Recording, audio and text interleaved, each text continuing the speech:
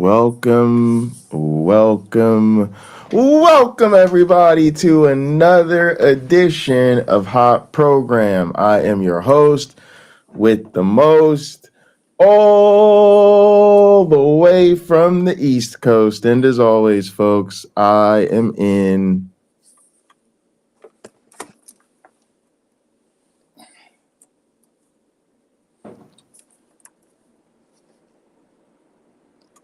airplane mode, and now a man who usually remembers to send me an introduction, a man who needs no introduction. How you doing today, my one black friend? I'm doing okay. How about yourself, Pocket Locker? I am all right. Good to see everybody here in the chat. I see PC is here, Sarah's here.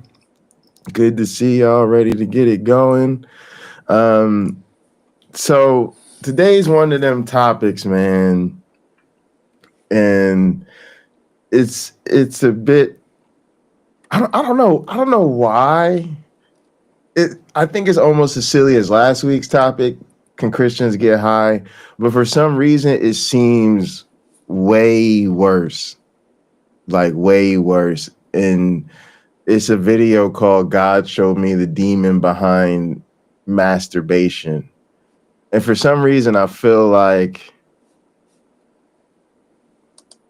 the Christian obsession with masturbation is one of the most pernicious. For some reason, I mean, actually, I shouldn't say that. There's a lot I think that are very pernicious and wrong, but of the ones that I consider to be like lifestyle sins, like things that really don't affect other people, right? Like a lot of what Christians value as morality, if you think about it, is really stuff that doesn't matter to anybody else if you masturbate. It doesn't matter to anybody else really if you drink. It doesn't matter to anybody else if you get high. It doesn't matter to anybody else what you watch on TV. Like, and they tend to turn all these now, even something like, are you faithful to your partner? You know, you could argue there's a real morality there because you're in a committed relationship with somebody, so that affects, you know, another person, or could ruin a family or something like that. So even outside of the Christian lens, we could see there being harm there. Obviously, killing people, stealing, you know, having particular prejudice against particular groups, all of those things tend to, you know, affect other people. So I'm trying to limit it. I'm kind of limiting it right now to the sphere of sins that I consider to be like lifestyle or thought crimes, that they really got nothing to do with nobody else. And for some reason, I think part of the reason I think this one is the worst, is, or not the worst, but at least worse than the conversation about getting high. One, I think it's because of the cult's obsession with sex. I think all cults, or at least most, let's just say most of the major religions, and I consider them to be cults as well, a huge aspect of their control over people is sexual restrictions and things like that. But again, I think all of that's screwed up and really unhealthy for people.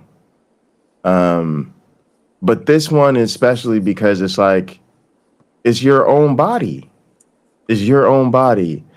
And if you do not have permission to engage,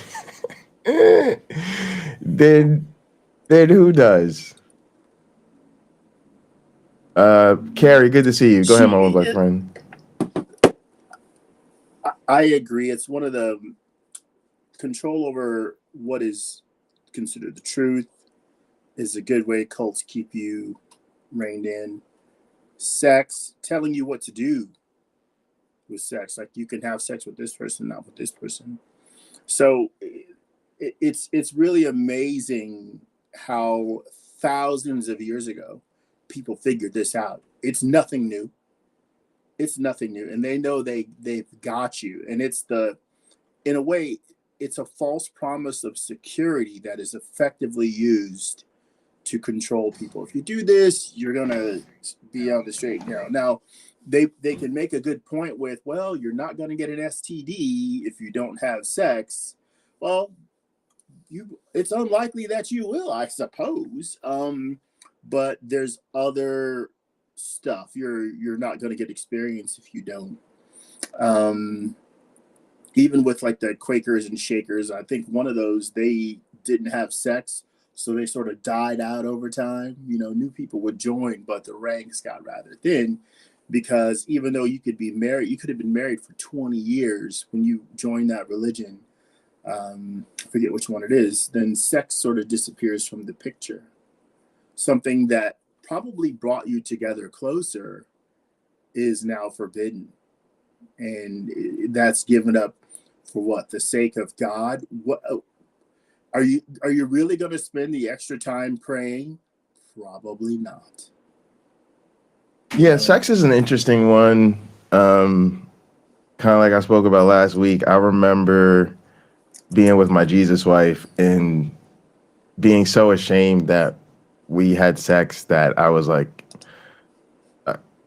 confessed to my professors, and I was like crying, and he had to like console me. He had to console a weeping student that it was okay to have sex with your fiance that you're actually going to marry in less than a week. It's insane, the psychological. So it does resonate with me because I've experienced it. Like, we could joke about it, we could laugh about it. But part of why we're here is to laugh at it and say, Christians, y'all are silly, and this is why you're silly. But underneath that, like, the reason particularly I chose this video is it's a young woman talking about it, and it's like, really, there's trauma in her life. She doesn't recognize this as a source of trauma, but this is a traumatic experience that you're having, and you're on the internet now talking about this in a public platform where it's going to be recorded.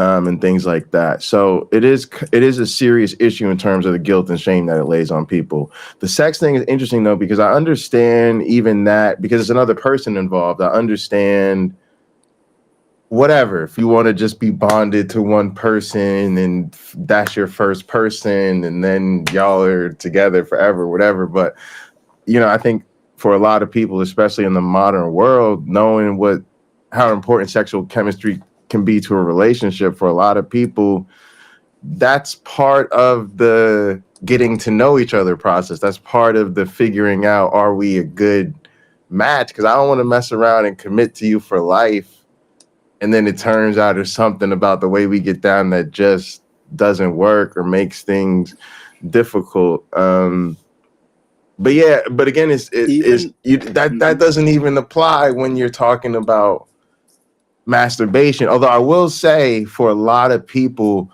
that's the apologetic rationale for shame over masturbation. It's the idea that God does have a partner for you, right? And you're being unfaithful to the relationship that God, you're essentially committing adultery with yourself. Now, they would say that they say that a lot about pornography. Adultery with yourself? Yes. I think they say that it's easy. It's an easy argument with pornography, right? Because with pornography, they at least imagine that is antagonistic to your relationship, right? Which I don't necessarily think is true, right? Like, not to get all up in your business, but from experience, I happen to know that a lot of times when you're masturbating, you're actually fantasizing about your partner.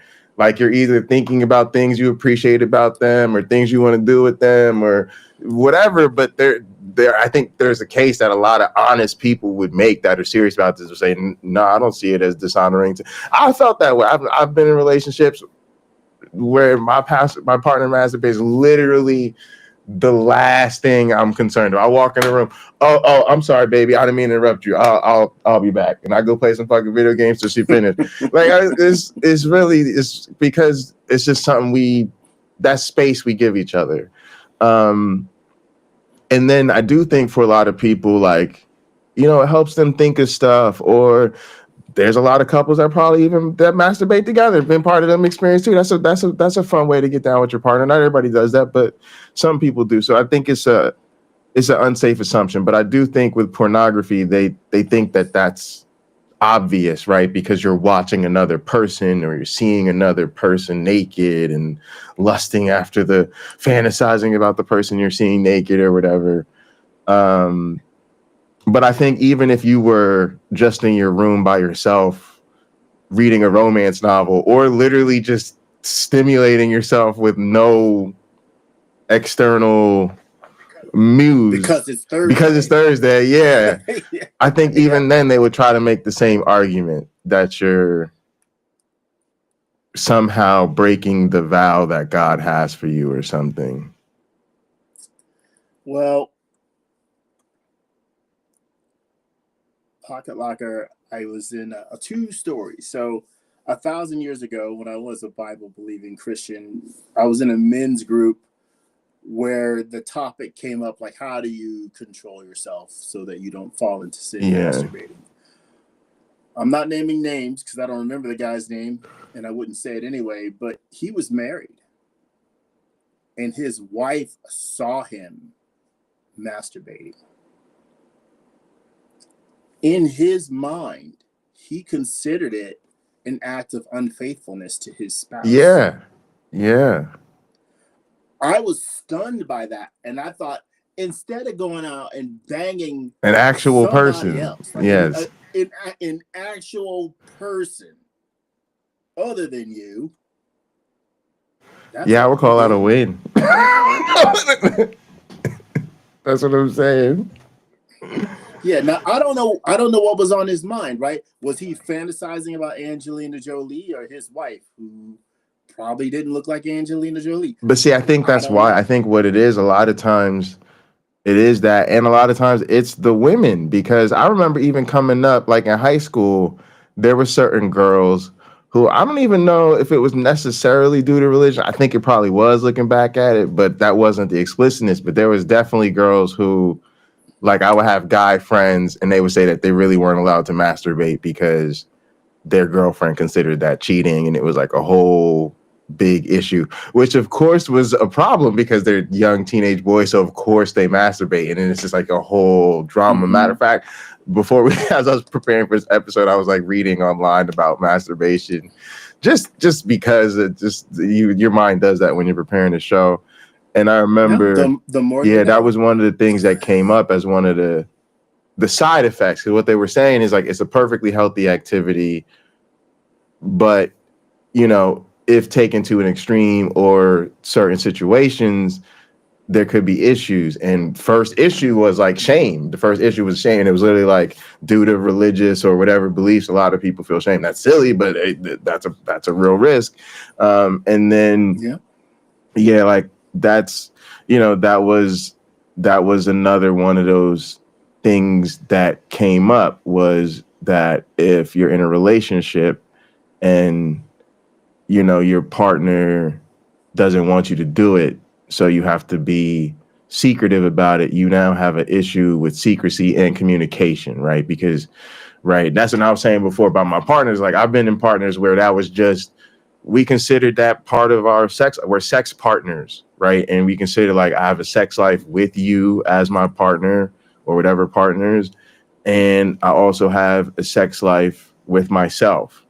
And as my romantic or intimate partner, ideally, I can communicate with you about both of those. So that means, baby, when we're in the bedroom, I need this. And yeah, baby, when you go shopping, I would probably bust one out and we'll go get lunch when you get back. Like, that's just, like that's not everybody's relationship, but I'm just giving that perspective. Right. Yeah. And the beauty of what you just said, it's not everybody's relationship. Yeah. Inside of a romantic relationship, you two, or how many ever, decide the parameters of that. It's not for somebody else. It's for the two of you. And I can't imagine that both parties aren't interested in the other person being happy and fulfilled, right? That makes sense to me. Some could argue, well, if God was interested in that, then everybody would be, nobody's size male nor female, would ever be disappointing to anyone else. Right? Yeah. Things would always be fine. Oh, doing all right here, doing all right here, you know. So it's kind of a ridiculous thing. And I'm sure at some point we're going to swing this into the Bible, where it becomes evident that this is a powerful control mechanism through, you know, the teachings of the Apostle Paul. The thing that our Christian viewers cannot ignore, you cannot ignore this. Paul, Jesus, the apostles thought the world was soon coming to an end. They did not envision a 2025. They did not envision that here on earth. There was supposed to be a new heaven and a new earth and a new Jerusalem, and all this here would pass away. Now, they died believing that, a lot of them. But that isn't the case. Yeah.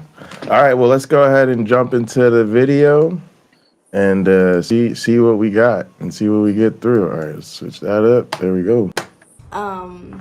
Yes, if you can see by the title. Oh, I'm gonna let her start off. Welcome back to my channel.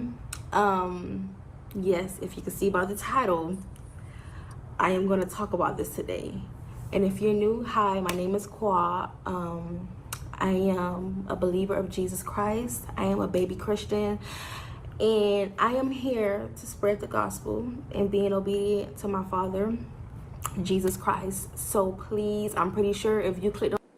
I just gotta say real quick, I don't know how you feel about that as a new dad, because when I heard that, it gave me pause, because just even the idea, I'm not a father, but just even the idea of being in love with somebody enough to have a family with them, nah, you can't come up to my house talk about your Heavenly Father. Like, oh, I'm shutting that down so fast.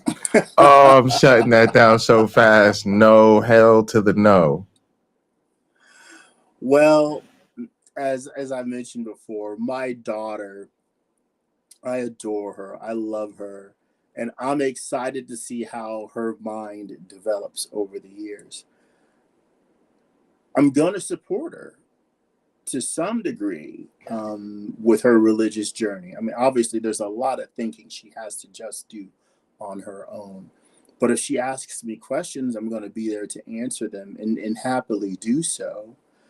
It would be difficult if she says, well, she's got Christian friends now in middle school, and they say I'm going to hell, and she doesn't want to talk to me because I'm going to hell. That would be hard. That would be hard, because then I'd have to call some teenage girls some bitches. And I'd be on the phone with their parents to cuss them out, and I'd be completely comfortable with but that, see, because I'm just thinking I'm gonna have to be like that. That's probably what I'm gonna have to be like, because that's exactly what's going. Because I've been thinking about, like, I'm not letting anybody talk to my kid about God, but really I was thinking about my family. Like, but I think I could control that easily. Like, I think I could get them to respect that. But school, nah, that's where they're gonna get it from their peers, and they ain't gonna be able to do nothing about that till they come home with it. Well, I have said this, and I do believe it's true. Oh, by the way, for those in our audience interested in my child's development, she said her first word at just under 3 months old. She said poop. All right, I want to get back into the video now. All right, but anyway, but the point of it is, that's the last thing I wanted to think about today. I hope to educate her enough that when these religious conversations start to happen, if it's about Christianity, she knows more than every single person talking to her. And when they look at her and go, no, she can say, take out your phone, go to this chapter, this verse, and look it up. And then they're standing in front of her as the fool. So she knows, hey, when it comes to this, whether I believe it or not, I don't need to be saying frivolous things. I don't need to be tolerating frivolous things. Because as you and I and most of our audience have seen, when you confront religious believers with facts that counter their faith, they have to deal with it. And it might be evasion. That might be the first thing you see. Nah. But they have to deal with it. That's one of the best ways to get away from them, is making them deal with it. So don't be shy about it. And I would tell my daughter, no, don't be afraid to discuss this. You also don't have to discuss it. You know, at that point, if the kids are having to read the Bible in schools, that class is in trouble if my kid is going to be there. All right, but this all right, God never writes, calls, or texts. But he never misses a single episode of me tugging on my meat rocket. So that just made me think of this this Instagram that I saved.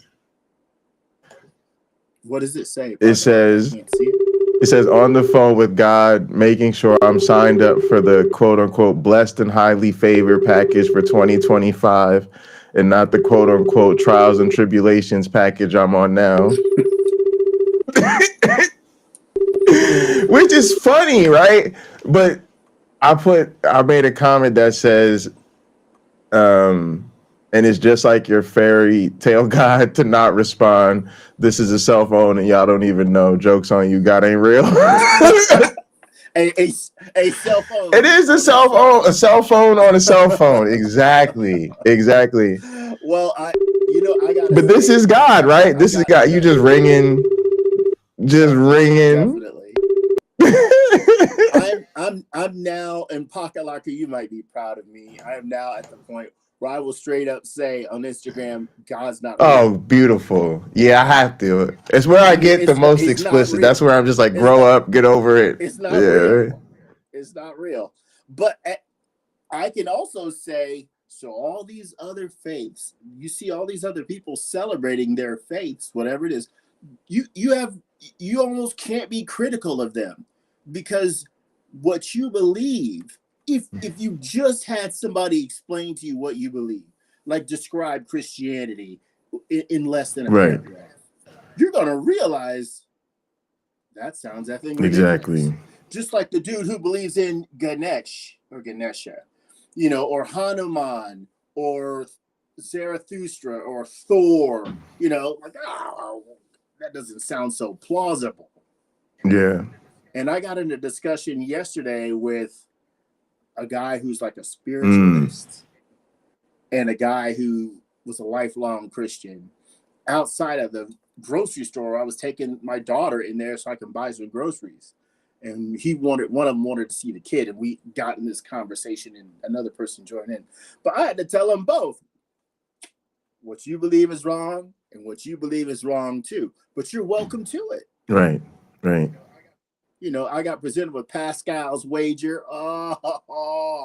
I couldn't even finish because he changed the subject so damn fast. But right. See, that's a good example though, because people don't realize. That's why I say they're all apologists. You don't realize it till you actually have a conversation. But as soon as you have a conversation with a believer, trust me, the apologetics is going to come out, because again, it's defending Christianity, so that's what they're going to go to. All right, let's let her talk and see, because we'll see how far we probably not going to get far in this video. On this video, for anybody who clicked on this video, I'm pretty sure you went through it already. You're going through it, and you're just trying to figure out how to get out of this. I already feel a little shy talking about this. I feel a little embarrassed because this is a very sensitive topic for everybody, not just me. Like, it's kind of hard to come on the camera talking about this, but I keep. She said it's kind of hard to come on the camera. That's not how you operate the camera. All the subconscious. It's all just read it's kind of hard to come on the camera. Read the instruction. No. This video has to have probably one of the most hilarious comments in all of YouTube. She's saying all the wrong things. But I do want to say, I think it is brave of her given her faith. It is brave of her to. But yes, but that's kind of exactly what I'm getting at, is that Christianity it is brave, but then it's the braveness, and then you do something that is embarrassing or silly. But yeah, I agree. It's definitely brave. Feeling like I kept feeling like the Lord was pressing me to talk about this, because who am I to be selfish to hold information like this? And PC, thanks for dropping those links. That's going through this every day, struggling with this sin every day. And I'm gonna just tell y'all, I used to be that person. I used to be that person that struggled with masturbation. She's saying struggled.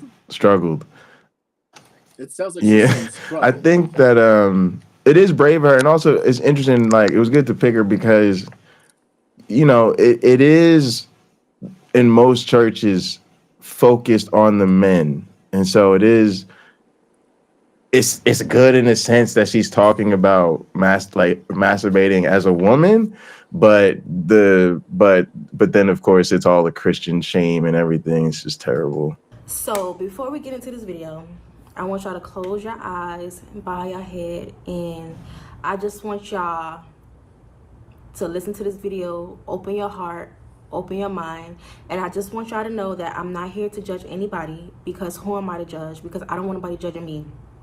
I'm bringing this video to you guys with love.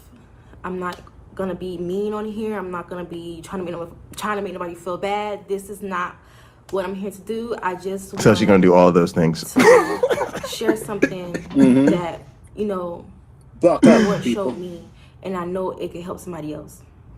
Okay, so Spirit of the living God, dear Father. Oh, she just jumped into it. God, I just want to say thank you for this day. Thank you for the I can't, y'all. This is. Wait, where's the prayer going? Where's she going with this? I just gotta say, like, this is so hard for me to watch, because this feels like my family, where like out of nowhere they'll just jump into God, jump into prayer, and it's difficult. And it's like, this God is not true and it's evil. And then I hear him just jump in, and then thank you for this day, thank you for the breath that I breathe, thank you for the life I'm about, thank you for everything. And it's just, I just got to take a moment to pause it, because I would just want us in our community to like just realize that is not healthy, that's not normal, that's weird. It's very cult-like to just be talking, having a conversation, and then jump into prayer in the middle of a YouTube video. Like, we gonna go. I'm gonna let it go, but like, I just want y'all to understand that this is weird, this is strange, and this is what our people are really doing in real life, and it's scary. On the side of this screen watching my video, Father God, I just pray that you give me the words to say, God, and I just pray that your Holy Spirit is here with me, guiding me as I talk about this in this video, God, because you know that this is a very sensitive topic for me. But God, I am being obedient to what you're telling me to do, Father God. She is a baby Christian. The person Christian that's watching this video, they receive it, and that they receive it with love, and that they just take this video very seriously, Father God. And I pray that they be obedient to you, Father God. And I just pray that you are with them, and that you love them no matter what they have done, no matter what they have did, no matter what they have said. So God, I just pray for everything, God. In the mighty name of Jesus. Pray for everything, God. Awesome. Amen. We could have started with that. Yes, the Lord gave me a dream.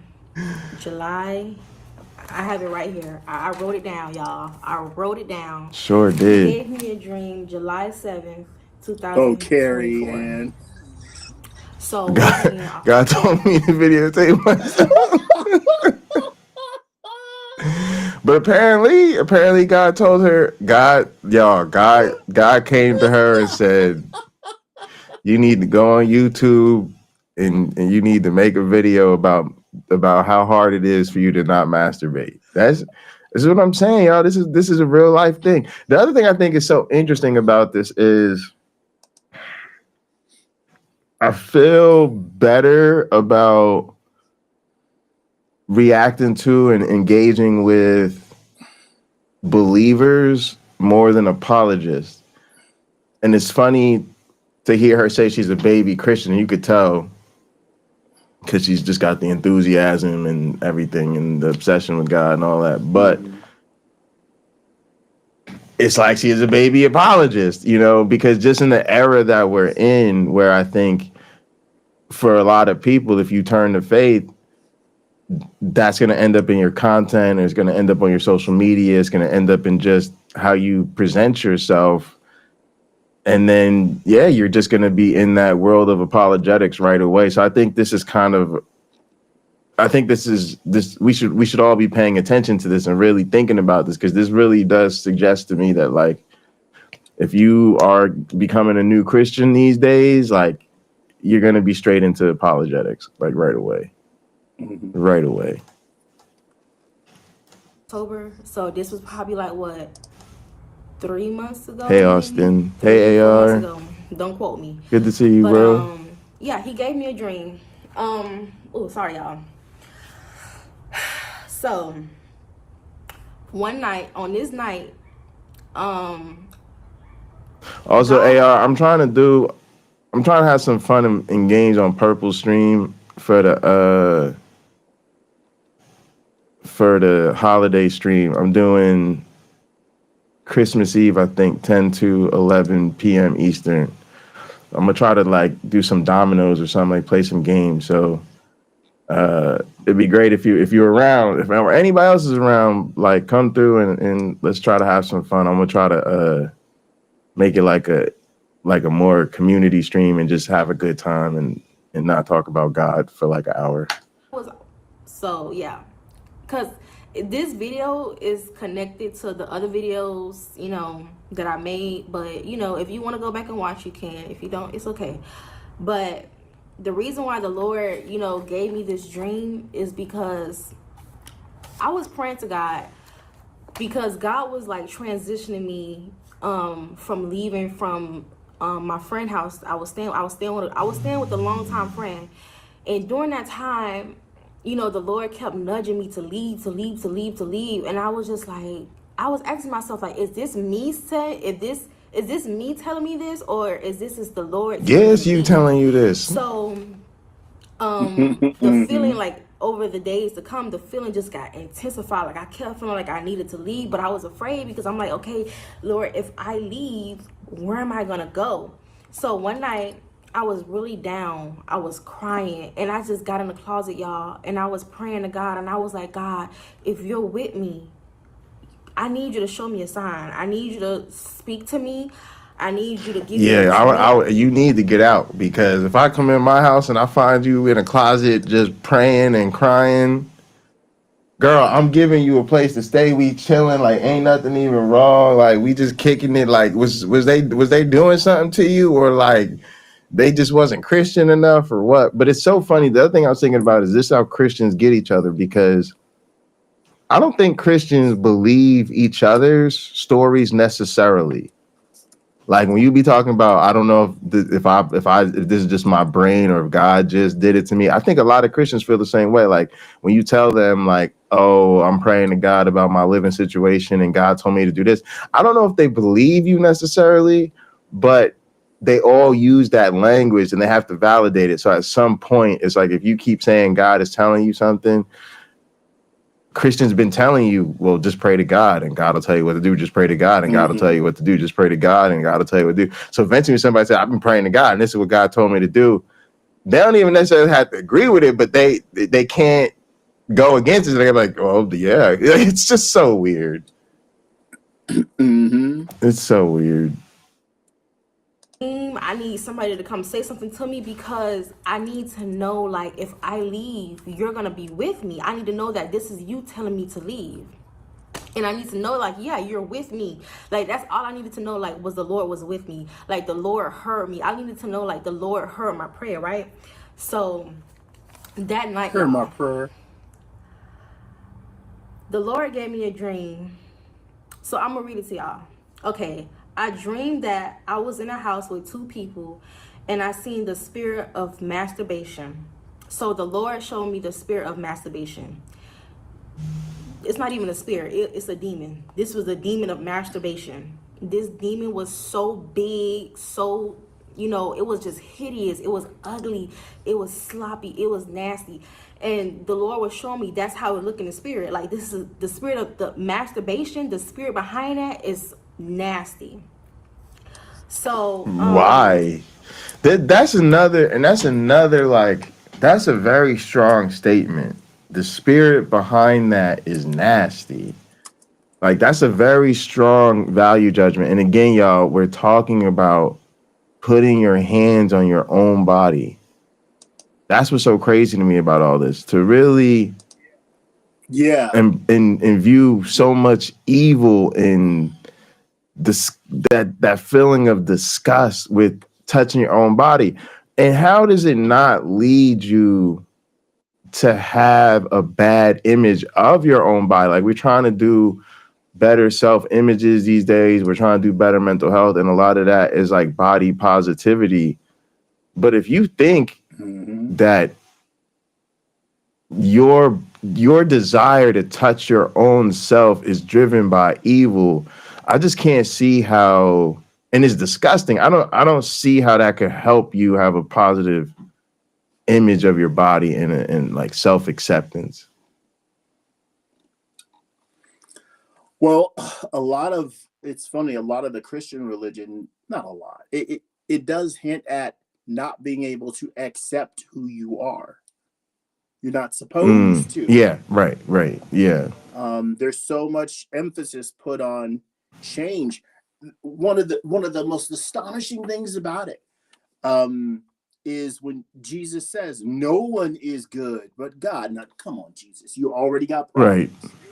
Right. If you're gonna say something like that to me, I know you have problems that I can't fix. Right. I know you're delusional. Right. But people will defend that from the outside, and those in the Christian circle, some of them will internalize that, which is just awful. I think most of them have internalized it. I mean, if they haven't internalized it, then I just think they're not taking it seriously. But that's definitely the message it's giving you is, and you're definitely supposed to internalize that sense of shame. That doesn't help us. That's not moving society forward. One of the things I don't think I say enough to Christians is, can you tell me how your religion damages people? I don't think I asked that question of how does it damage people, even people who stay in, not just people who leave, but people who stay in.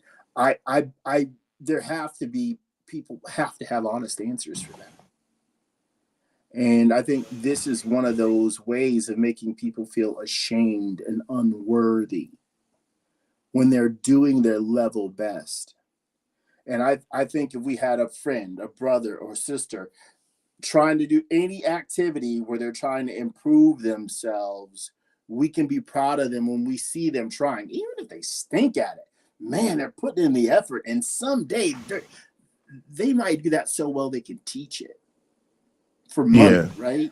But now, Carrie Ann, I do think that's part of purity culture. Is they demonize everything, and we play this game with Christians where they'll say something like, "Oh, there's nothing sinful about dancing. Dancing is great. Matter of fact, in the Bible, David dances before the Lord," and da da da da da. But show them any scene of a man and woman dancing, no matter how just regular it is, they'll be like, right, you really like, they hem and haw about it because really they're anti-pleasure, they're anti-enjoyment, they're anti-humanity. So they don't, that's why if you really think about it, a lot of Christian schools don't have dances, or Christian families tell their kids not to go to dance. Why? They're 12.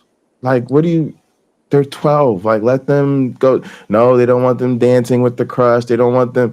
If Christians were honest, they don't, like, I've been thinking a lot about like courtship and like dating cultures. When you really deal with a conservative religious culture, they don't even want you talking to the opposite sex.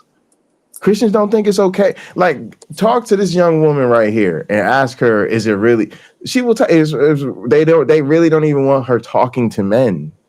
Talking to them. No, No, what do you mean you gave him your phone number? Like, what, you know what I'm saying? Like, we brush over a lot of this. When you really, a lot of y'all know, man, y'all came from real families that you know that almost nothing is permissible. So, okay, yeah. So in a dream, I was walking up. So I was with, one or two people, and I was walking up the stairs in this abandoned house. Like, it was a 2-story house. And I was walking up the stairs. And as I was walking up the stairs, it was this room. So it was like one room right here, one room right here, one room right here. So the rooms on the side, the doors was closed. But as you come up the room that's facing right here, the door was open. So I'm walking up the stairs, and I can see this demon on top of this lady having sex with this lady. Like, this lady is paralyzed. Like, this lady, wow. It was like she was just laying there, just taking it. Like, she couldn't even see. This is what they was talking about in chat when they said, when Sarah said purity culture is just another kink. No, who said? Sorry, I'm thinking the wrong chat. But there's that kink, that purity culture is a kink that covers up for all the other kinks. Yeah, here, Helios. But this is a perfect example of that, right? Because when they really start talking about it, it's like it's an excuse to have all of these wild and out ass fantasies. Because I never seen that. I never have a vision of a demon having sex with a woman. Like, it's weird. Like, this is some weird, kinky, freaky stuff. And even in the Bible's got plenty of weird, freaky, kinky stuff. And then they wrap it all in purity culture. Because again, you have to be obsessed with this stuff. You guys care about this so much more. It's such a great way to put it, but purity culture really is its own kink, because nobody else cares about this stuff that much. So I'm just standing there by the door looking at this, and the demon turns around and looked at me. So the demon got up, and it was coming for me. So in the dream, y'all, I don't know if this was a dream, I don't know if this was a vision, but I started praying. And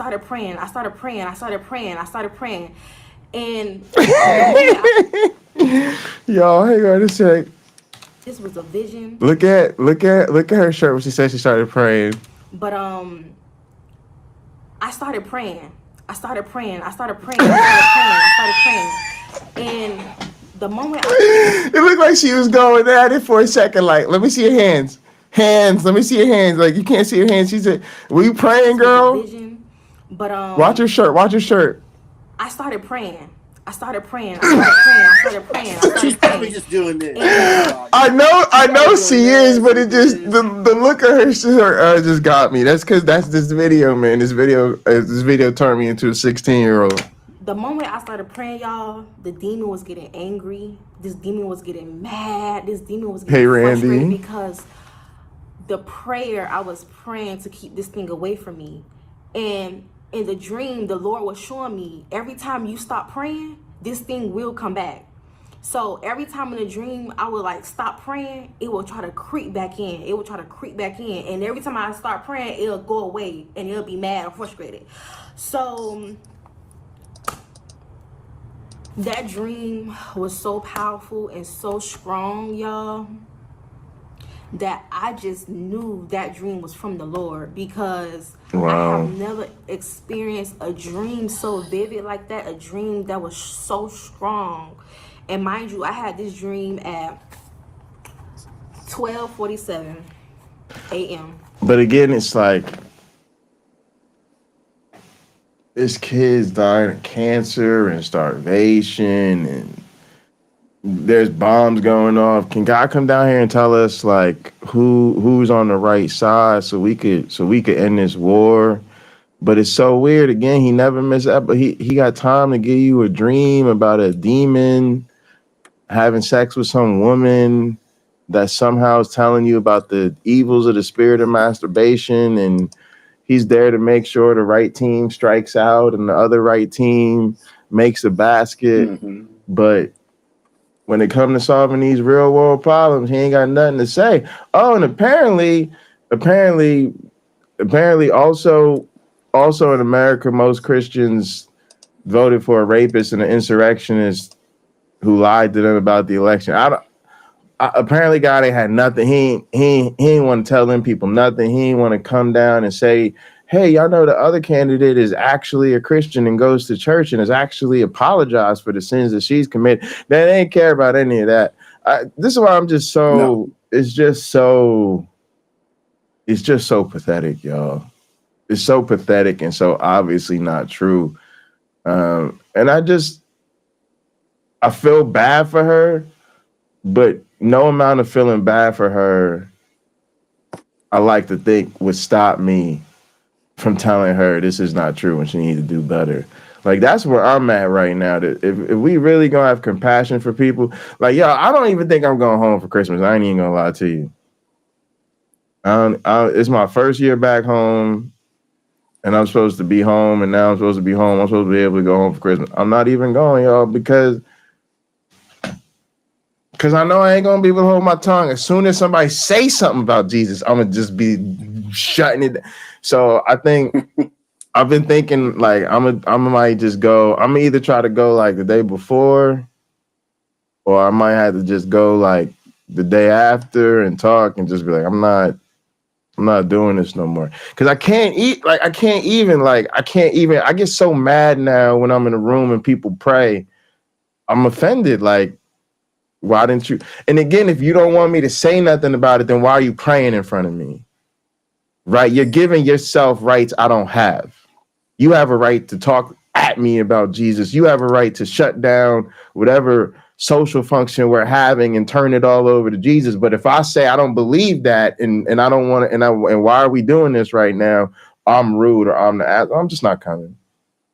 Because I already know that's the vibe. I already know that because see what it is my family knows I'm not a believer. So what they'll do is it's like, if I'm dealing with them on an individual basis, if I just came over my mom's house for dinner, she wouldn't pray or all of that. But when it's the holidays and everybody else is here, they think they got strength in numbers. Like, oh, well, it's, you know, it's a whole bunch of, and so now they get emboldened. When I bet you when my black ass don't show up and they asking why, and they got to say, oh, because he ain't want to deal with that Jesus shit. Yeah, now how emboldened do you feel? Because again, y'all, it's like I said on Michael Beverly's channel, they do it because they want the reaction for us. The Bible even says, don't make a show of praying. Don't pray in public. Yes, it does. And it's a lot of them that don't even pray at all in private. They they only make a show of praying. But yeah, I'm not even with it right now, y'all. And immediately when I woke up from that dream, I knew that dream was from the Lord. Now, when I woke up, y'all, I couldn't really understand why the Lord was showing me that, because I haven't masturbated in so long. I haven't watched porn in so long. Like, I'm gonna be honest with y'all, like, in my early days, in my teenage days, yes, I gotta change the question. When I didn't know Christ like that, when I wasn't taking my journey seriously, I was watching porn.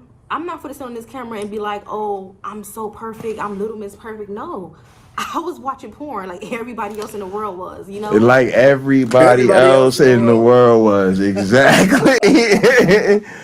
and most Christians and Christians too, like we know the Pornhub numbers out of the red states.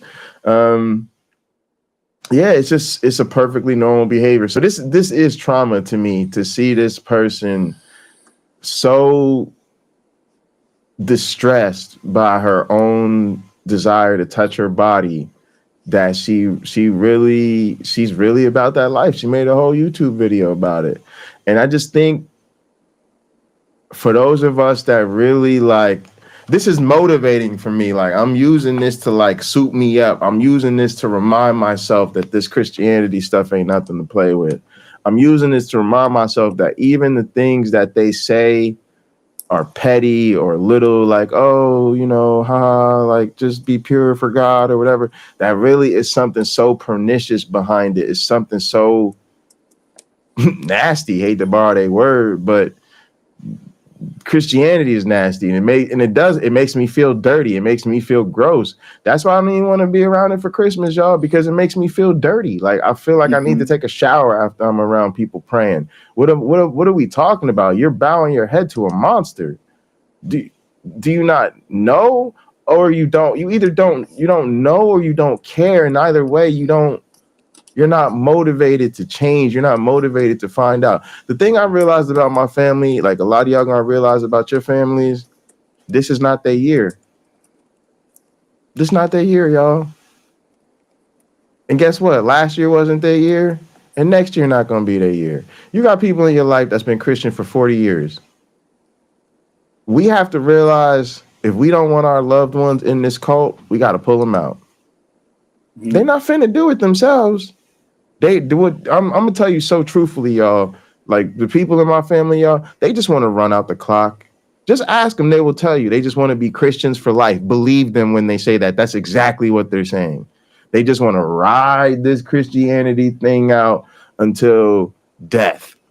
Okay, and like I said, until God calls them home. Until God calls them home. So if we think that they could do better without it, we got to really think about what are we going to do to get them out of it, because I'm telling you, this is not their year. Next year is not their year. If you don't like having to go home to your religious family beating you over the head with Jesus every holiday season, then shit, get like me and pop on and gather. We could come up with a game plan, because I'm telling you, like, they're not going to change without us doing something. So because I haven't done that for so many years, I couldn't understand, like, why the Lord was showing me that. But he was warning me about something. So boom, fast forward, I end up leaving the girl house. I end up leaving. So now I'm in a hotel, y'all. I'm in a hotel, and this is where this dream comes to play at, because now I'm in this hotel, and out of nowhere, y'all, I started having like urges and feelings to like play with myself, like touch on myself, like, masturbate and watch porn. Like I started finding myself watching porn, and I didn't Poor understand thing. like I haven't had no desire for this for years. Like I haven't had a taste for that. Like, where is this coming from? So God was warning me and letting me know, like, when you get into when you're living in this hotel room, the enemy is going to attack you with this stuff. Because at that time, yes, y'all, I was vulnerable. I was sad. I was down about my situation. I was trying to figure a lot of things out. I felt lonely, living in that hotel, but, the Lord was still with me. And, sometimes the enemy try to find ways to get you to open doors. So I'm finding myself watching porn, and I'm finding myself like, masturbating. And, can any of y'all identify the magic variable that's really changed in this young woman's life? Because this one to me sounds so obvious. She just finally has some privacy. Yeah. Right? You've been living with another person, and yeah, you could probably masturbate, but you don't really control. Like, you may not have your own room.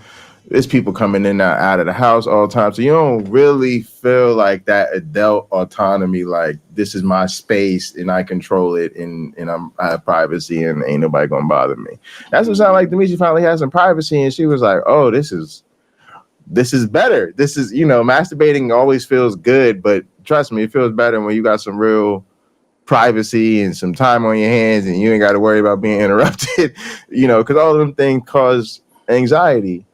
But it's just so crazy. Like, again, like trying to make a step forward in life, maybe making the transition work-wise or in a living situation. And again, all of that stuff is stressful. So that's another reason people may find themselves masturbating, going through changes. You're literally, your life circumstances are changing, and the human sex drive has built in some stress relievers, you know what I'm saying? Like, I don't want to get too, I'm not trying to get too masturbation positive, but it is, but no, I think in a sense, I don't necessarily look at masturbation as medicine, but I would say I look at it as part of health. right? There's certain things that I think go into just being healthy, eating right, having a decent diet, getting enough sleep, you know, getting some exercise. And to that extent, I think there's a healthy amount of masturbation, something that helps people relieve stress and therefore avoids a lot of problems you might have if stress goes unchecked, or the need to medicate or do other things. Now, there's certainly some stresses and things in life that masturbation can handle, and you do need professional help or medication. But I do think it's just part of, or at least for a lot of people, it's part of a healthy homeostasis routine. You know what I'm saying? And it really is kind of a tragedy, especially with all that we know about the human body and sex and all of these things, that there really, for instance, there's really no health consequences to it, that it really is a safe, healthy activity. So this is kind of sad. And I don't know why my mic sounds terrible right now. Every time, you know, that would happen, y'all, I would pray and I would pray and I would pray heater. and I would pray, because whenever you do that, y'all have to know that the Holy Spirit is grieving. And every time I would do that, I would feel so down, y'all. I would feel so bad, because that's not what the Holy Spirit wants for us. That's not what God wants for us. He don't want us to, you know, do that to our bodies. Like, our bodies are His temple. So, yeah, well, I think that happens because I think if you don't masturbate, eventually your body will, if it needs to, will orgasm on its own. Or certain things happen. Yeah, that sounds reasonable, but it's sad. That's sad that you can't just do it. So yeah, so whenever that would happen, I would be so down. I would be so sad, because it's like, dang, the enemy got me. That's how I felt. Like, the enemy got me. Like, the enemy got me in the trap that he wanted me to be in. Like, he wanted me to be in this cycle of, like, masturbation, watching stuff that I ain't got no business watching, and then just keeping me in a trap. So the Lord spoke to me in that hotel room, and He was like, you need to pray. You have to pray. Like, because I'm gonna just be honest with y'all, God speaks to everybody differently. When God speaks to me, He speaks to me, I wonder why, in a dream, or He'll put something on my spirit. Seriously. Feeling like I have to do it. I have to do it. So He was just telling me to pray. Every time this thing keeps coming up, you keep feeling this, pray. And y'all, when I tell you, every time I would pray, I would think that the demon, the masturbation demon, would be gone. I would think that for a while, and then it would come back. So every time it would come back, I would have to pray until one day it stopped. Because I kept praying. I didn't stop, because I did not want this to be the reason why I'm far away from God, or to be the reason why I can die right now and go straight to hell because I was touching on myself or I was watching porn. And in the Bible, it says, Matthew 5:30, it says, if your right hand causes you to stumble, cut it off and throw it away. So, and gang, that's clearly good advice. That's clearly good advice. Go ahead. So this is kind of where I was going when people take it so seriously. That I think when we listen to her, this is self-abuse. I'm not blaming her for that. She's taking this religion very seriously. Yes. And mentally, she is abusing herself with that biblical text, thinking that there's a God who is literally communicating with her, telling her that what she feels and thinks is bad. We didn't hear her say she was going to go hurt somebody, right? We didn't hear her say she was going to whatever, deface somebody's car or road sign or spray graffiti on something. We didn't hear her say anything like that. We didn't hear her say she was going to go push old people down steps or anything like that. We didn't hear her say anything like that. She was alone. She felt like enjoying her body in a way that she doesn't typically do it. And this brings shame to her and embarrassment to her before her God. Now, if God were a thinking entity and didn't want people to masturbate, one, I think he would have been explicit about it in his own words and not somebody else's. And secondly, he would have made it so there's no pleasure to it at all. Right? Sort of like the way I feel about some foods. Like, this is just like sustaining. It's not enjoyable, and yet you can make some other dish of food that is completely like, oh my gosh, this is so wonderful and delicious. I can feel myself getting fatter just, eating it. But yeah, God could have been more responsible and said, look, masturbation won't do anything for you physically. It won't feel special. It won't feel invigorating. No, you just won't have any of that. So you won't be tempted to do it. But that's not how things are structured. So yeah. There's no. I am at the point where I'm willing to say, like, this God that people propose is true is not a thinker. No, just not a thinker. But I think the self-abuse part is really important, because I think we need to take it more seriously, because I think that abuse is not okay. And typically you intervene in abuse. And that's what's getting so difficult for me, was that we don't intervene. Yeah, even in the Bible, it talks about that. Like, if you feel like, you having that urge to touch yourself, it's just best to cut it off. And I don't think the Bible is saying, like, physically cut your hand off, but I think in a spiritual way, because ain't nobody for to cut their hand off. Like, I mean, it got to be so bad, but some ain't nobody for to cut their hand off. Some people will do it, though. They will do it. So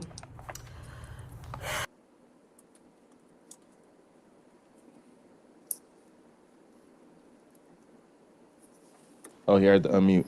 I think that's another great point, is that some people will do it. Some people will do it. It's like the snake handling passages and all this other stuff. There's so much stuff that we think of as like, oh, that's ridiculous. But some people will take that seriously, and they will absolutely do it, which is crazy. But also, I wanted to touch on that for a second too, because even metaphorically, it's still a terrible message. Right? Like, because a lot of people say, well, it's not seriously saying cut your hand off, but it is still trying to get you to chasten whatever it is. It's still basically trying to get you to abstain. And yes, there are certain things where, like, yeah, if you're just so tempted to steal things from other people, like, yeah, you just need to not do that. But for most things that people have desires to do, the answer is some form of moderation, consent, make sure you're not negatively impacting others. Somebody could say, well, he doesn't mean literally cut it off. It just means do everything in your power to not do it, and have it but again, that's where a person goes to their prayer closet, and they go to Covenant Eyes, and they end up with an accountability partner, and they end up having a therapist and weeping all the time about it, and having their partner monitor their phone and all this type of stuff. Yep. And even metaphorically, it's a terrible message, rather than just go in your room, bust one out, tell your partner you love them, and keep it moving. And the other thing is, like, I think the one area where people have to be careful with any activity is how much does it interfere with other areas of your life. And that's just with anything. But what I'm really getting at is this is all so much worse for Christians, because most of us just masturbate and get on with it, and hopefully manage it in a way where it's not interfering in other areas of your life. But with Christians, so in other words, the one concern is your time, because your time is limited and precious. But with Christians, they're still masturbating, but then they do all that other stuff based on the guilt and shame. And so they just waste all this extra time crying about it, praying over it, calling friends and family, making YouTube videos, you know, all this other stuff. And that really is eating up your most precious resource. Y'all, this took a lot for me to talk about this, because I never would have thought I would be on this camera talking about this. And I feel like the Lord wants me to talk about this, because it's a lot of people out here going through this. And not even masturbation. What about fornication? It's a lot of people out here fornicating outside of marriage. And I used to be one of those people too. But you know, I realized the more I got closer to God, that desire have went away out of me. Like, I don't have a taste for that. Like, that's another thing. When you get close to God, I want everybody to know this. When you're getting close to God, when you're building your relationship with God, God is going to remove certain things out of you. This is just a lie. What happens is they just get obsessed, and again, they fill their schedule, and also this is a form of that self-abuse where they're lying to themselves to make it easier to lie to us, right? This is what they're supposed to believe. This is what they're supposed to want. You know, I could tell you a lot of times women like this, they're at the verge of breaking down at almost any instant. Like, Lord, please send me a man. And I'm not, and it's no shame on it either, because again, I think a lot of that is a result of the messaging they've received, that God's supposed to have a husband for them, and then, you know, then their desires will be sort of sanctified, right? And you can do it the right way and all of this. And so a lot of that is the result of brainwashing. But you know, or you could be one of them people that just has a really strong masturbation drive, but not a strong sex drive. But I have a feeling there's some self-delusion that's the most likely explanation. The whole getting closer to God business, if I'd like to address that. I think what happens is, it's like when people start going to the gym, maybe they're out of shape, like I'm out of shape, and then they say, well, I'm just going to go to the gym. I'm going to go 4 days a week. And they really commit themselves to it, and they see progress. Now they don't want to do anything to, well, at the more progress they see, they tend to want to screw it up less, right? I understand my one black friend has a sweet potato pie he'd like to share with me. But man, I'm starting to see, you know, my pants fit better. I'm starting to see this or that. So I don't want to have that pie. Maybe I'll go for the company, but I'll skip the pie. I think a lot of times as people draw closer to God, they may see benefits deriving from the discipline that they've been trying to implement in their lives. They credit that with the awesome, mighty power of God. But that isn't the reason at all. It's just like, hey, it turns out I can be pretty good at this self-control thing. So they don't give themselves the credit. Yes. Glory be to God. Yes. Glory be to God. Yes. For what? Yes. For what? Why the struggle? I mean, there's some great Buddhist arguments that could be made for that, where you overcome your weakness by cracking against it, right? You go out and you keep lifting, you keep trying to lift a burden you cannot lift, and the day will come where your body has been strengthened through your efforts and you can do it. Right? So the burden becomes no burden at all. Yes. Yeah, and you're right too, because I think even in the sense of, this could be a perfectly fine journey of self-discovery and maturation. Like from I was young, I was wild, and now that's a lot of us. Yeah, you're horny as hell. You're a young adult or a teenager, right? And so your libido's crazy high. So you out doing your thing, you having different partners or whatever it is, and then you just getting a little bit older. You don't feel like messes, a lot of us our calculations get different, right? We start to think about how much time am I putting into this person, and what am I really getting out of this on the other end? Yeah, I'm just kind of busy, have other shit going on. You know what I'm saying? And you go to school, you get your little work together, whatever you're doing, right? And so there may be a perfectly normal developmental maturation reason that you're not having the same sexual behavior, or you're thinking about relationships differently, or you're just not focused on relationships right now. I know for me, like, I was a person who, like, I always felt like I was caught in this cycle where I really did need to get to a place where I was better by myself. Like, because I've always been involved with people or hooking up with people or in a relationship or whatever. And I recognized that about myself, that there were some other people in my life that was just not just single, not just lonely, but like good. They're like, no, I'm good. Like, it's just me and I love it. Right. And I will always realize that. And as soon as I would get to a place where I would say, okay, I need to really focus on me and doing the things I want to do for myself and focus on really getting good at being independent, that was like started a timer that I'm going to be in love in T-minus two weeks. And so that was my cycle. As soon as I would realize I needed to be better at being by myself, I would meet somebody, and that would never happen. And so the one thing that happened to change that was COVID.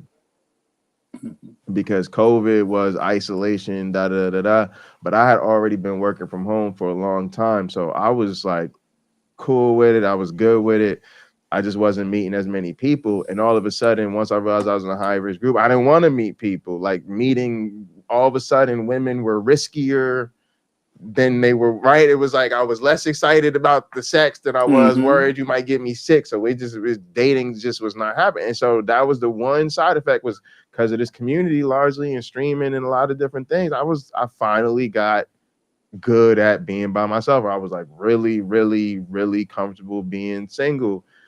And so I could relate to that. I can really relate to what it feels like to constantly feel like you're evaluating your life based on who's in your bed, and coming to a realization that is fucking stupid. And then really like needing something in your life to actually change so that you can just be good with you. But again, it's just like you said, like, when you're religious, you just can't even claim your own personal growth.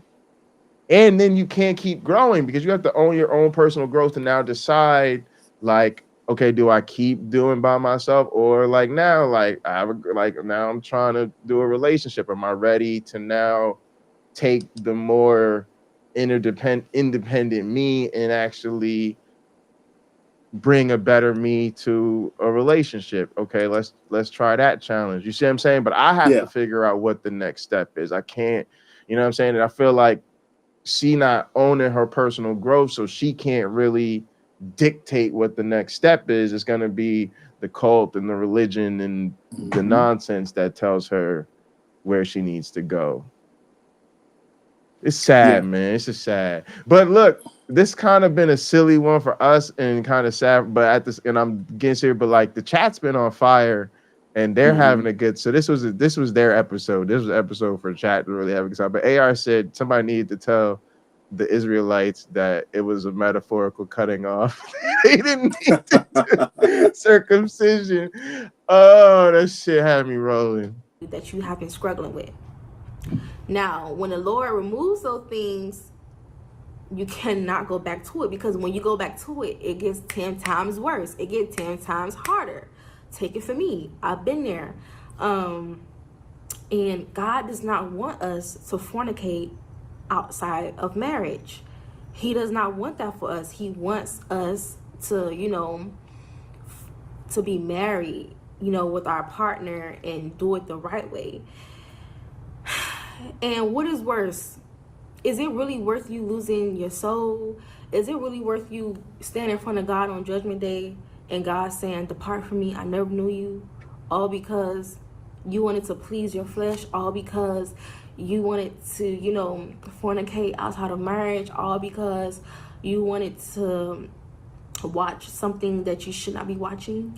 Like, It's really about outside of marriage. It isn't really that she's not sexual anymore, that she doesn't want to be with men anymore. It's that now she's focused on, I can't be doing this outside of marriage. And again, like, there's a lot of people who feel this way. It's a lot of, I know, it's like my girlfriend was telling me, like, you always talk about Christianity. I was like, yeah, because most of us are former Christians. Yep. But it's a lot of religions that are doing this to the people that follow the religion seriously. But yeah, it comes down. I know Matt Dillahunty said it like a gazillion times, but it just comes down to forsaking the one life we know we have for literally this anticipation of what will happen to us after we die. And I always want to say that, like, that's the craziest motivation. That's like the silliest motivation to be a religious person. That we've somehow convinced grown people that it's worth following a religion so that you'll never die. Like, that's crazy. Like, everybody dies. Come on now. Like, that should be the hardest sales pitch ever. Right? Because everybody dies. It's crazy that people are this attached to the idea that they won't die. But this is so much even weirder than that in a sense, because it's the specific fantasy about the judgment, right? And being before God and him being like, and that's how really a lot of Christians see it, is like God's gonna shun them, he's gonna reject them. I don't know, it's just weird. It's just weird. Carrying death and taxes. One of the reasons that Christianity, the Christian religion, is so effective is because the Bible goes unread by most of the adherents to the religion. So things that our audience, yourself, myself, find to be nonsense, they don't know about. Things that you and I would find repulsive. Something I bring up on Instagram, YouTube, Facebook, Ezekiel 20. Just read Ezekiel 20. Just read Ezekiel 20. If you still believe this God is worth your time after reading that, we're probably not going to be friends.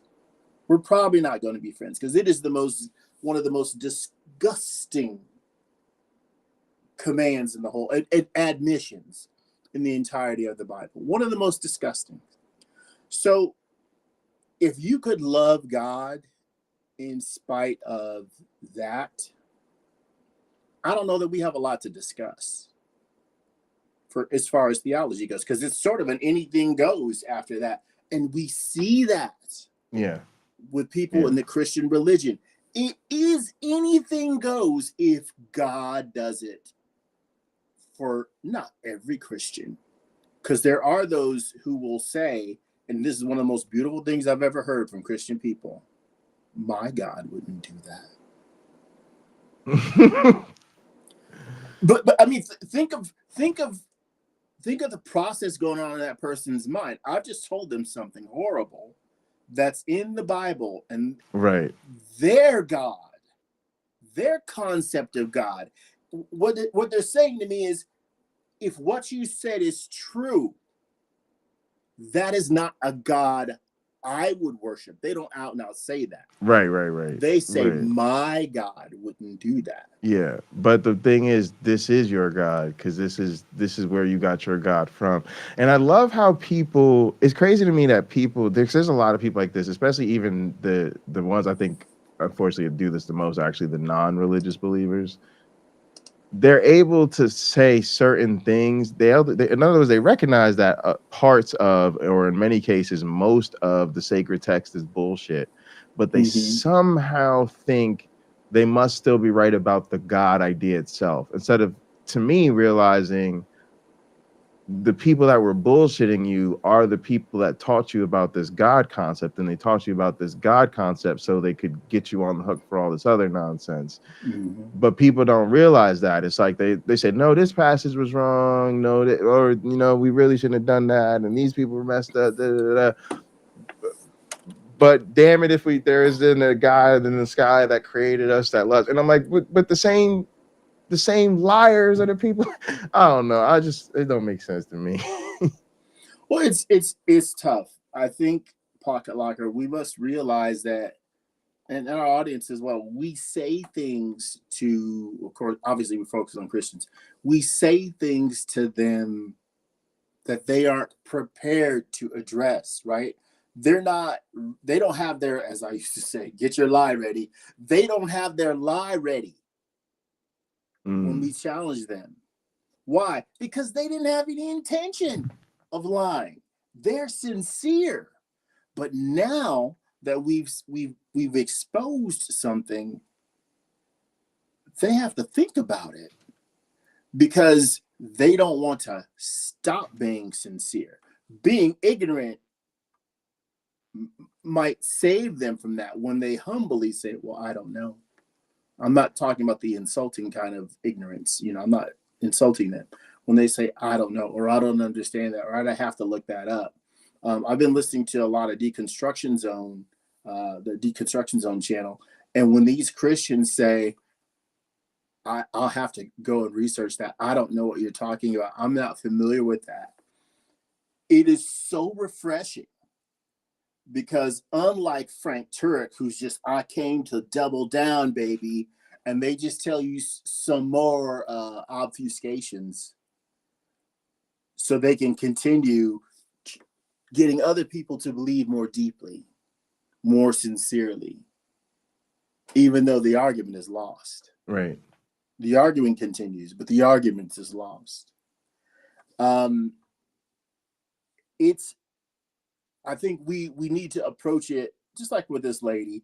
She said some stuff. We're having some fun with her, but we're still compassionate. Like, we get it. She is struggling with this. Yeah. And it took, in my opinion, a lot of damn courage for her to make a video like this and sell it. Because it's not like she's cracking jokes in here. Right. She'd have more views if she was. Yeah. But anyway, it's not that she's cracking jokes. She's doing something that I think is quite wonderful. She's extending herself like, hey, here's how I dealt with this. If you're wrestling with it, here's how you can deal with it too. And I think this is part of the problem too, in the sense that part of the proposition when we tell them this stuff is not true is we're essentially telling them that that they solved problems in the wrong direction and they have to solve them all over again, right? Because this is somebody who's, like, for instance, struggling with masturbation, and then they go through the religion and the thing and the self-discipline and they fight that, and then our proposition is, oh well, actually now you got to realize that wasn't true, that was a bunch of nonsense. Actually, masturbation is healthy and you need to get back in there and come back out accepting of your desire to touch yourself, right? That's actually really hard I like to think that that's easy, right? Because your homework is the homework for most Christians is to go have more fun and experience more carnal desires, so to speak, and then when you're done, come help us solve real world problems and stop focusing on this nonsense. But I think the proposition for a lot of them is the what is it called, the sort of the sunk cost fallacy, right? But it's not just the sunk cost, it's the sunk cost and the identity with it, right? The pride, oh, look at me, I'm holy, I'm righteous, I purified myself, I conquered this demon, right? And then so that's what people feel like they'd be giving up. They'd be giving up that feeling of conquering and all of this. Yeah, I find it, I mean, it's obviously it's their struggle, and many of us went through it. Like, how do I get over this? When I was back in school on a math exam, I would occasionally see this notation from the teacher. Right answer, but you didn't solve this in the proper way. Yeah. People giving God the credit for something they've done is sort of the opposite of that. You solved this in the proper way. It's just the wrong answer. God didn't do this. You did this. I was thinking about that, though, reflecting on Christianity, that for the most part, that a good way to think of it is that they didn't do their work. They didn't do their homework, and they didn't. And I was thinking about math class. We have to show your work, that they didn't show their work of how they got from point A to point B. But yeah, that's a great way to put it. Look, what we see, one of the things that I wrestle with as an atheist in Christianity is the idea that people say, oh, you have to have faith. That's all that's required. I kind of hate that explanation, because there's like no effort there. It's like, it doesn't matter what you say. It doesn't matter what the real hard work reveals, right? If I really dug into it, it doesn't matter. I just have to believe, and that's it. I get to go to heaven if I believe. And my thinking is, you should study, right? Doesn't the Bible say, study to show thyself approved? They throw that right out. They don't know. And most Christians, statistically, in the United States, have not read the entire Bible and don't read it on a regular basis, not even a weekly basis. I think. Why did God make it so luxurious? I think the ones that say they read the Bible all the time are the ones that follow along with the passages during the sermon. I think that's about the most you get out of most Christians don't even do that. You don't really need to. I mean, I don't think it really adds that much. Not like he's not going to read it aloud, but I think that's the extent for most of them, of the Bible readers. So I think, like, you know, most of them aren't reading the Bible, but even the ones who are reading the Bible, that's what they count as reading the Bible. And then I think there's a much smaller group, but you're still talking about a huge population, that's like, I go to Bible study weekly, right? Which again is usually just following up from the pastor's sermon or series or whatever it is. So it's not, again, a genuine independent reading of the Bible, and certainly not a skeptical or like academic one where they're trying to study it. But I think we should start to make that part of our challenge. I think that's the conversation I think when I have with Christians going to be, why am I telling you this? Why is it that I, as a non-believer, know these things are in your book and you can't tell me don't? Yeah. Why am I telling you this? So I think that is going to put shame to some of them. But again, like, God wrote you a book and you don't seem to be too excited about reading it. Hey, Ember, it's great to see you in chat. Hope you're having a good one. Sorry, go ahead. The associated crime with what you just said, if it is to be called one, would be you could say that to someone who's been a Christian for 30 years. If you just became a Christian last month and you haven't completed reading the Bible, Old Testament and New, I understand. Sure. But if you claim you've been a Christian for over a year, you're without excuse. Yeah. Unless you were in a place literally that had no Bibles and no internet. No. You are without excuse. No, but I'm talking people is 20, 30, 40, 50 years. I think I mentioned earlier this year in a rather extended conversation with my best friend's mom, who's been very much like a mother to me. I've only ever known her to be a Christian woman. In high school, I would go to church with her and her late husband. And she seemed like she's into it. I would sit with them. I wouldn't go to a Sunday school class. I'd just be with them. And yet she hadn't read the whole Bible. Carrie Ann Chrysler brings up a fantastic point. There's audio Bibles. Yeah, you can go on YouTube and probably other places and just listen for free. Yep. Right? Yep. And if you don't like the voice of the narrator, just find a different one. There's certain kinds of Bibles where they have actors reading it, and their different parts are acted by different actors. So you can have a different kind of experience if you want, if that is more up your alley. You don't. No, I think you're right. They're without excuse. Yeah, you don't have to not know. And one of the Christian guy I was talking with yesterday, who brought up Pascal's wager, our conversation got interrupted a lot, so we didn't get to finish. But when he presented that to me, hey, if he's wrong, he's still okay. Like it's just the end of the world. If he's right, he's okay because he believed in God. And if I am the one who's wrong,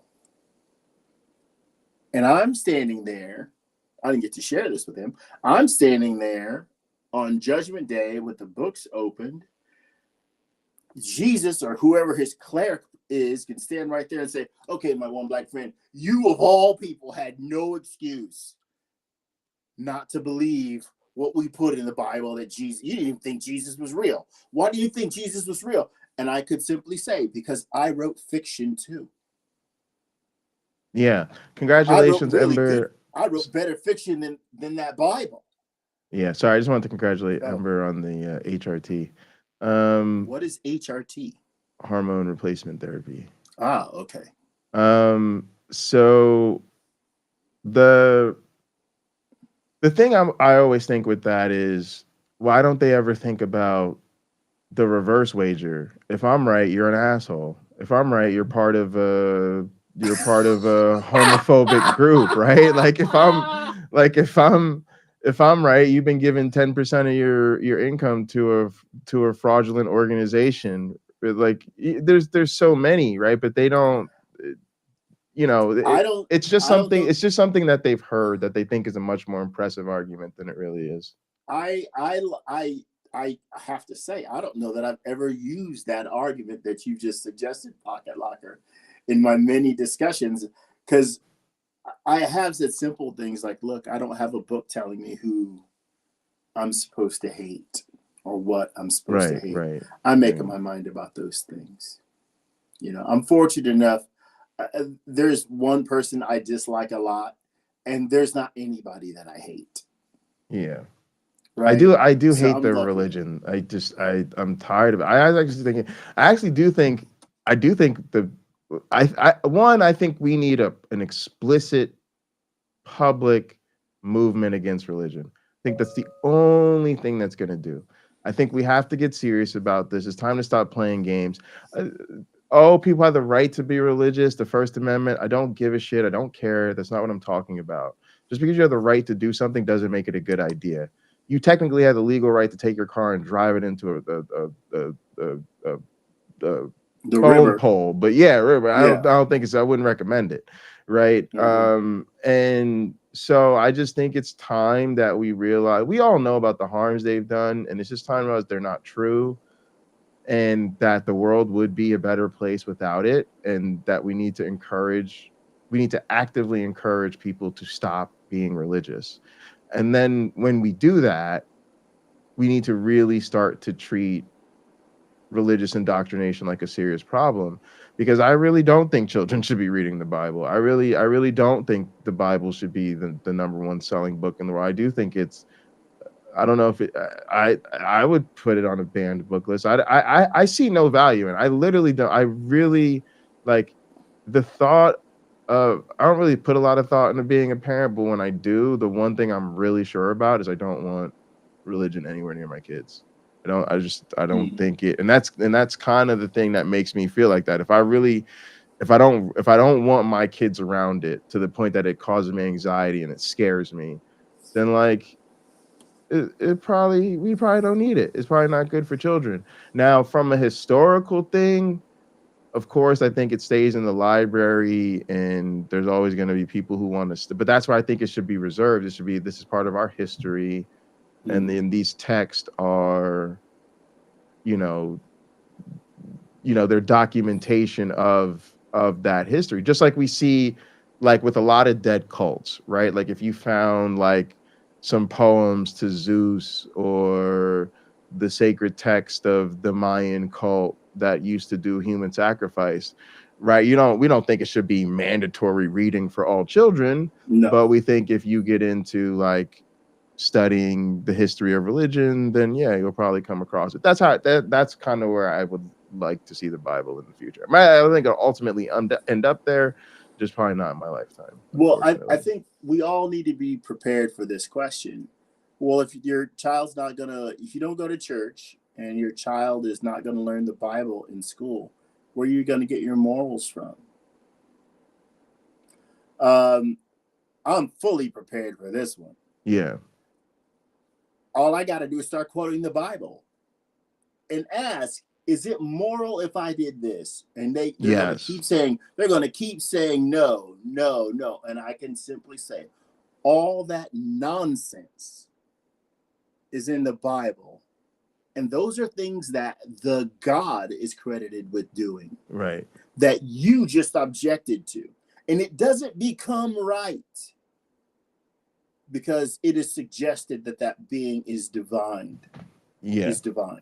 And it also suggests that they don't, they're not actually getting their morals from the Bible. That's a better argument. Right then and there. That's a better argument. You don't get yours from there. Right. Yes, I do. No, you don't.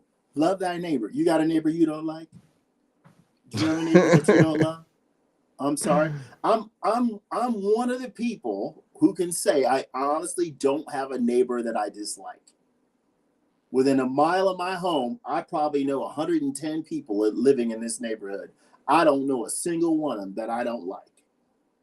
Hey, sorry, I got the computer that plays the sounds. I just realized it isn't turned on. I should I'll get it on for next one. I usually just leave it on so that the soundboard plays, but it got turned off somehow.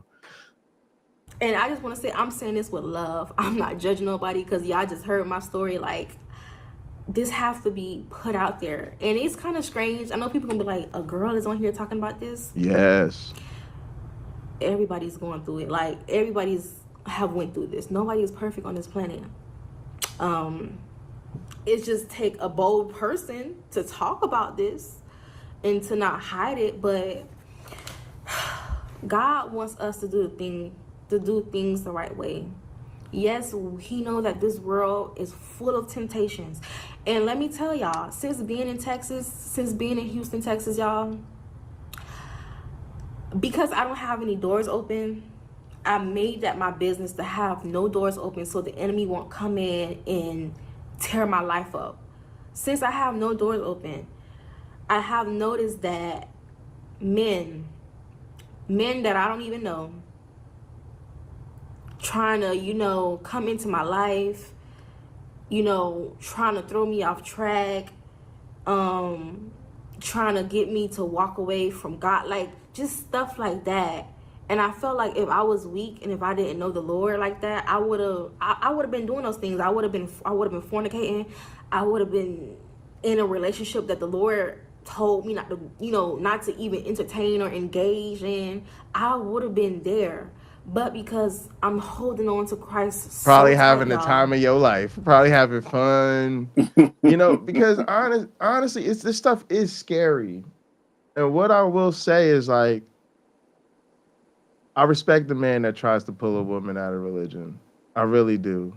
Because so many men are in religion for women to begin with. And then I see so many men that just go along with religion because of the woman. Like, I think my dad is like this. I think he's had most of the women in his life that he's been serious about. I've been, a lot of black women from New Jersey, they're Christians. Mm-hmm. And it's like, I don't think he thinks that he can even have a good black woman in his life unless he goes along with Christianity. Because for a lot of them, that is a filter. They can't be serious about a man. And I hate to say it to you, but that's how the women in my family, including my mother, are. And my mother never even took the time to think about that. That I know that you only think men of God are worth loving, and that means you don't think I'm good enough. That, and I'm telling you, the whole math of parenting no longer makes sense when that's the case. One thing you are supposed to do as a parent is believe that you raised eligible children.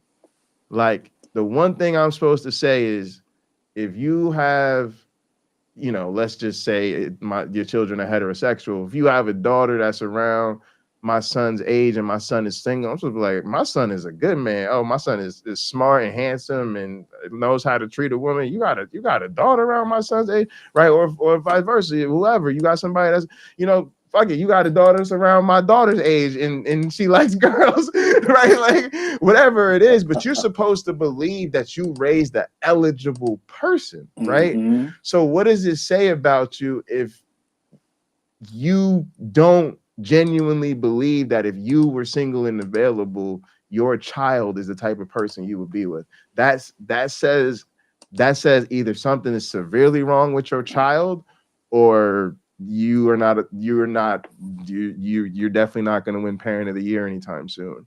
But that's how broken religious people are, is that they really are so into this cult that they won't be with anybody or take anybody seriously that isn't. And that's what she's really saying, right? That's what she means when she says, oh, I have men coming into my life that are trying to take me away from Christ. No, you just have men who come in your life and they probably telling you, like, you're beautiful, like, you're a wonderful person. I would love to, like, hey, let's go. But I don't buy this, or I don't believe this, or like we said, I see this as self-abuse, or you're dealing with so much anxiety and so much anguish, and it's really this church that is doing this to you. And rather than being like, God damn, this man just spoke hard truth into my life, this man just saw right through me and loved me enough to say, hey, I would love to be with you, but at the same time, I need to address this.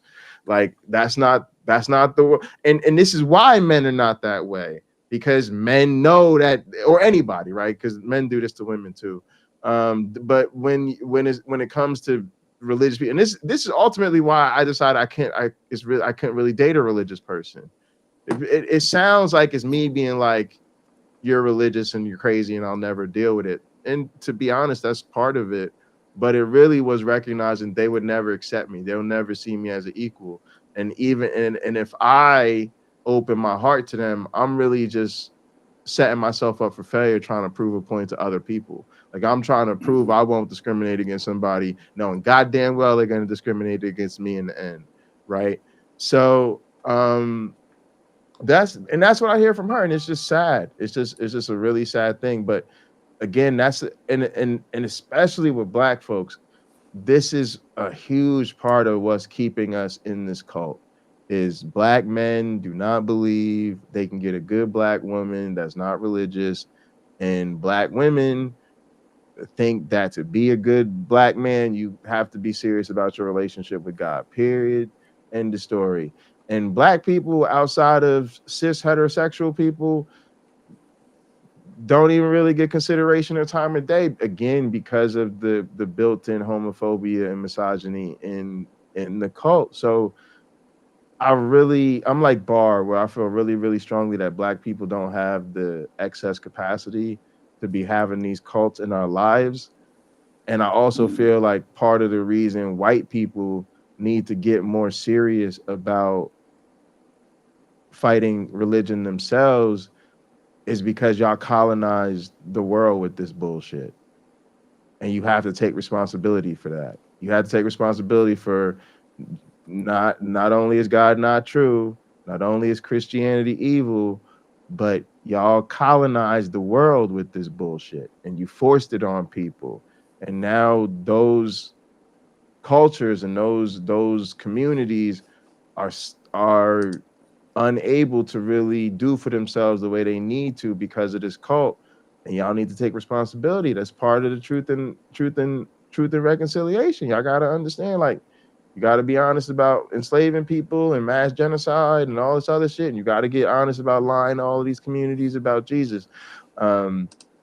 So that's where I'm at. I don't expect it to happen, but that's the only thing I'll see as a step in the right direction.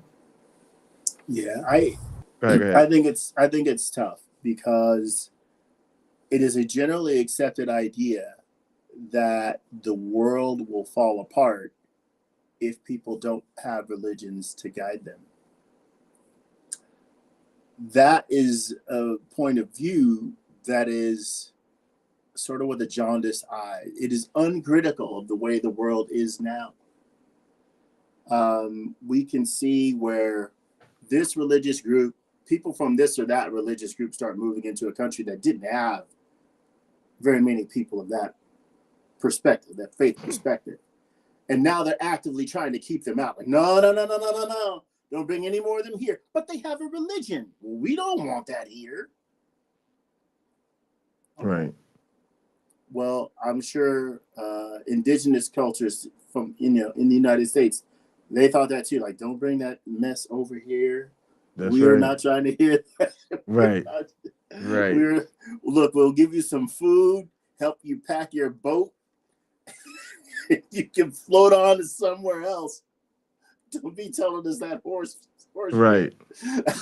But that's where the doctrine of discovery comes in. That's where, you know, colonialism comes in. That's when right, because they didn't convince those people, right? They had power, so they dispossessed those people of their lands. They killed those people. They convert or died those people. Mm-hmm. So, you know, real interesting. All right, let's get through a little bit more of this, and then we're gonna piece up out of here. I'm not letting nobody throw me off track. And you should be the same as well. Don't let nothing in this world throw you off track. If it's not from the Lord, it ain't worth it. It's not worth it. Because we can be here today and gone tomorrow, because that's just how life is. And that's a threat. I just want to say, for anybody that's out there struggling with this sin, fornication, masturbation, watching porn, give it to the Lord. Give it to the Lord. Keep praying. Don't stop, because that's what the enemy wants. He wants you to not pray. He wants you to be stuck in that sin. So when you die, you're gonna be with him. And I'm not saying it like that in a harsh way, but that's just the truth. And I remember when I was like, and it's all right. Lord. It's all right there for me, y'all. Like, the threat of it being about the afterlife. Where are you gonna go? This is really the enemy. You're gonna be under the reign and dominion of the enemy. And then, of course, the gaslighting of, sorry, I'm not trying to be harsh, but this is just the truth. Of course, the capital T truth. These are the things, y'all. We just got to say, no, you're lying. Sorry, you're wrong. Really, actually, that's evil. Mm-hmm. Like, it's Bar, y'all. Y'all got to subscribe to Black Atheist Rants. But I was on Michael Beverly's channel with Bar, man, Black Atheist Rants, and Bar just inspires me because, you know, he really just calls it out. He just says, this is evil, and I can't go along with this. I can't have my people going along with this. You know, our people is really serious about this. They're not playing, like. And their mission is to spread this, and they're never gonna stop. They're always gonna be like this, and they're gonna spread it. So, like, man, it just inspires me to really think about that. Like, yo, this is evil, and we can't really have people out here believing this stuff and claiming that they have the truth on this side. But before I'm gonna get your thoughts on this comment, because this comment actually very interesting, because I thought of a lot of reasons. You know, I just wanted to see what people said, but this one in particular, Christians are obsessed with masturbation because they want people as horny as possible all the time. It makes them more pliable and easy to control. I never just quite thought about it like that. Do you think there's merit to that? Do you think horny people are easier to control?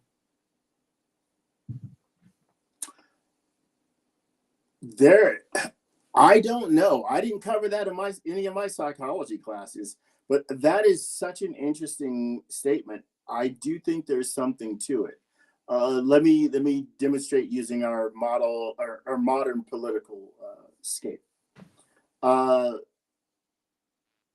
People who voted for Trump, a lot of them wanted a better economy, better job numbers. They wanted to get rid of, well, let's leave the immigrants out of it. But let's just stick on the economy. They wanted cheaper gas and cheaper groceries. The president doesn't control either of those things, but they have a promise that it's coming, right? They don't have that. They just have the promise. So the guy who is manipulating them by saying, I'm going to do this for you, who has zero track record of actually doing it for you and a track record of doing the exact opposite when he had the Saudis raise oil prices so that oil prices could go up here. Anyway, the mindset is that I'm going to get it. I'm going to get it. I'm going to get it. Many of our audience, maybe especially guys, I know I'm included in this, if we have been told we're going to have sex later today or at some point during the night or in the morning, it makes life more exciting. Right? You get excited about it. Yeah. And then if it's not, I think a lot of times with Christianity, the promise of, look, you're going to self-discipline yourself for a while. And the day is coming where your desires are going to be fulfilled. Your prayers are going to be answered. And it will be like the time passed so quickly, you didn't miss a thing. It's going to be so wonderful. And you can make that promise year after year after year. Look, Jesus was supposed to be back here in September, I heard. September of this year. He's supposed to come back. He's supposed to come back before I was born. He's supposed to come back in 1914.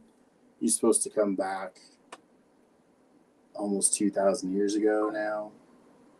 Oh yeah, y'all will like Bar's channel, and then also look in the description. I think I have Uncle Bobby's new channel, Lil Chrissy, down in the description. But this is the Lil Chrissy, like LIL space CHRISSY. That's Uncle Bobby's new channel. You definitely. It's a few of us out here that's really like trying to bring the black perspective that's like really just trying to be very, just plain spoken, just speaking our truth. And I think that Bar and my one black friend and Uncle Bobby, there's people I rely on for that. All right, so my thing with this whole pliability thing, I think it's really interesting. I will say this. I think part of it. Let me get this off the screen. We're done with this. Part of the thing I've always thought is there is an obsession with sex and control of sex, and it's basically making it so nothing is okay. You shouldn't be dating, you shouldn't be touching and dancing, you shouldn't be masturbating, you shouldn't be kissing, you shouldn't be doing any of this stuff. But then there's like you said, that carrot, the promise of the sacred way, the approved way. And then there's almost an obsession with that. So it's not that as a Christian, you're not sexual. It's just that like a regular kiss won't do. There's just something magical about the kiss from the man or the person that God has to be that God your chosen person. And so that kiss is going to be so much more arousing, right? And you shouldn't settle for just, the feeling of a normal human kiss. And then if you really talk to, there's a couple interesting things here. So one is if you talk to Christians, they do love to pretend that they have the best sex and the best sex lives. And I actually think that that's really funny because sex it's like anything else in life. It's a skill. It takes some practice and usually get better with experience. But just like Christians just like people who say America is the best country on the planet, and you ask them, have you ever been to another country? And they'll say no. No. That's Christians to me bragging about their sex life. You know, you've had sex with one person or whatever, and you do it in one position, and it lasts for 5 minutes, and your husband never goes down on you, and you never try any kinky things. You don't have any. Shut up. Get out of my face trying to talk about you got the best sex life. Really, really get out of my face with that. That inspired me to Google the Christian divorce rate in the United States. It's 20 to 25%. That's not too bad. That's not too bad. No, it is bad. It's awful. I mean, it should be zero. Because precisely. or near zero. Right? Yeah, a couple people get it wrong, but because there are those people who are like physically and mentally abusive. You just don't need to be around those people. And I don't care how much they say they love God. You get the hell on. You move on. But 20 to 25%. The bar is awfully low. For this perfect religion. It's awfully low. Again, I gotta look at the results. Christians would tell me, look at the fruit. Look at the fruit. Look how well things are going. Well, I don't think they're wrong to tell me to look at the example we are providing to show how wonderful our faith is. You know what? Spot on, guys. And when I look at it, it's not even as good as you pretend it to be. Not that impressive. So all right, so here's a couple more weird things that I think about this whole Christian sex thing, especially that are happening now that I think are really weird. And these are some trends. Maybe chat, maybe I could relate to some of this. Maybe you haven't seen it personally. But all right, so one is Christians, especially people in ministry and like pastors. Yeah, Robin, this thumbnail gonna get me demonetized or something. YouTube gonna be mad. But I tried to keep it. It's not that explicit. But look, the thing. Okay, so one thing they do that's really weird is they actually like to brag about their partner in a way that makes it clear that they're kind of bragging about their sexuality or their promiscuousness. Like I've heard pastors on stage on Sunday morning in front of the congregation, right? They're bragging about basically that the fact that their wife used to go party a lot and she was doing this or that. There's probably a good compilation of that on YouTube. but then she met him and now she's sanctified, right? And it's kind of filled. Yeah, and now it's kind of their way of letting you know, man, my wife used to be out there in the streets, boy. She one of them ones. You know, but now now she's with me, and it's look at these blueberry scones. Yeah, exactly. But it's kind of his way of letting us know, like behind closed doors, she can get down, you know. So that's a weird thing, and I even thought that even just being in the congregation, like, dog, I feel weird about. Here's why I feel weird about it, because I feel like it's become so common that pastors' wives just go along with it and they chuckle, but I think that's got to be uncomfortable, right? And like, I wouldn't want him putting that out there like that. Like I would, I wouldn't want him saying that. It's shameful if they do. Yeah, because it's in a culture where they know that there's shame associated with those things, and they might be saying it like, oh, well, there's no shame on her now because she's with me, but you putting out a person's personal business on stage, especially like, see, the pastor's wife, so everybody in the congregation, like it's not like she's just some random, you're talking about a random person, you're talking about somebody most of these people know or you expect to have interaction with, or they're going to be over your house. But that's what I'm saying, it's weird. But that's why I'm saying it's weird, but they do it, and and they've done that. I've noticed it, you notice it, right? If you go to enough of these events, you'll hear a pastor doing, you'll be like, why are you telling us this? Okay, so here's the other thing is, okay, go ahead. Well, I was gonna say a certain percentage of handsome, well-built teenage boys in the audience are gonna say, "I'm hitting that." Yeah. My spiritual goal is to take her to heaven. yeah. And it's weird too. And then the other thing is, Christians make their judgments about partners the way the rest of us do. So when you have a conversation, especially with men, a lot of times it's visual and all of this type of stuff. And I've had a pastor I work for actually just tell me that your wife needs to be your standard of beauty. And I think there's some value to that. Like, he's basically just saying, like, if you're going to be committed to this one person the rest of your life, like, you really do need to be attracted to them. Like, you really do need to think that they're beautiful, because in a sense, right, that's going to help you with your motivation to be faithful to them. But I'm sitting there thinking to myself, but isn't that how everybody, like, what's different about that? Right? Like, isn't that how the rest of the world goes about making these decisions? Like, shouldn't Christians really be saying, like, something different? Like, you shouldn't even care what a woman looks like, because when God shows you the right woman, like, it don't matter what she look like. You're just gonna think she's the most beautiful because that's who God has for you or something. That's who God but has instead they're prepared like, nah, make sure your wife is hot. Like, bro, you sound like everybody else. All right, so now part of this trend now, and it's really weird because I hope a lot of y'all know when I say like manosphere, that like the manosphere is a lot of like right-wing commentators online, especially like men who are trying to like bring back true masculinity and all this stuff, right? But they're right-wingers, so most of them are conservative Christians. You see what I'm saying? So there's a connection between the manosphere and Christian mainstream culture, if that makes any sense. That's weird in and of itself. All right, but see, part of this now, and I'm gonna give y'all an example so y'all kind of see what I'm talking about. Right now, I don't know if y'all know who Travis Hunter is, but Travis Hunter is a football player. He plays for the University of Colorado, which means Deion Sanders is his coach.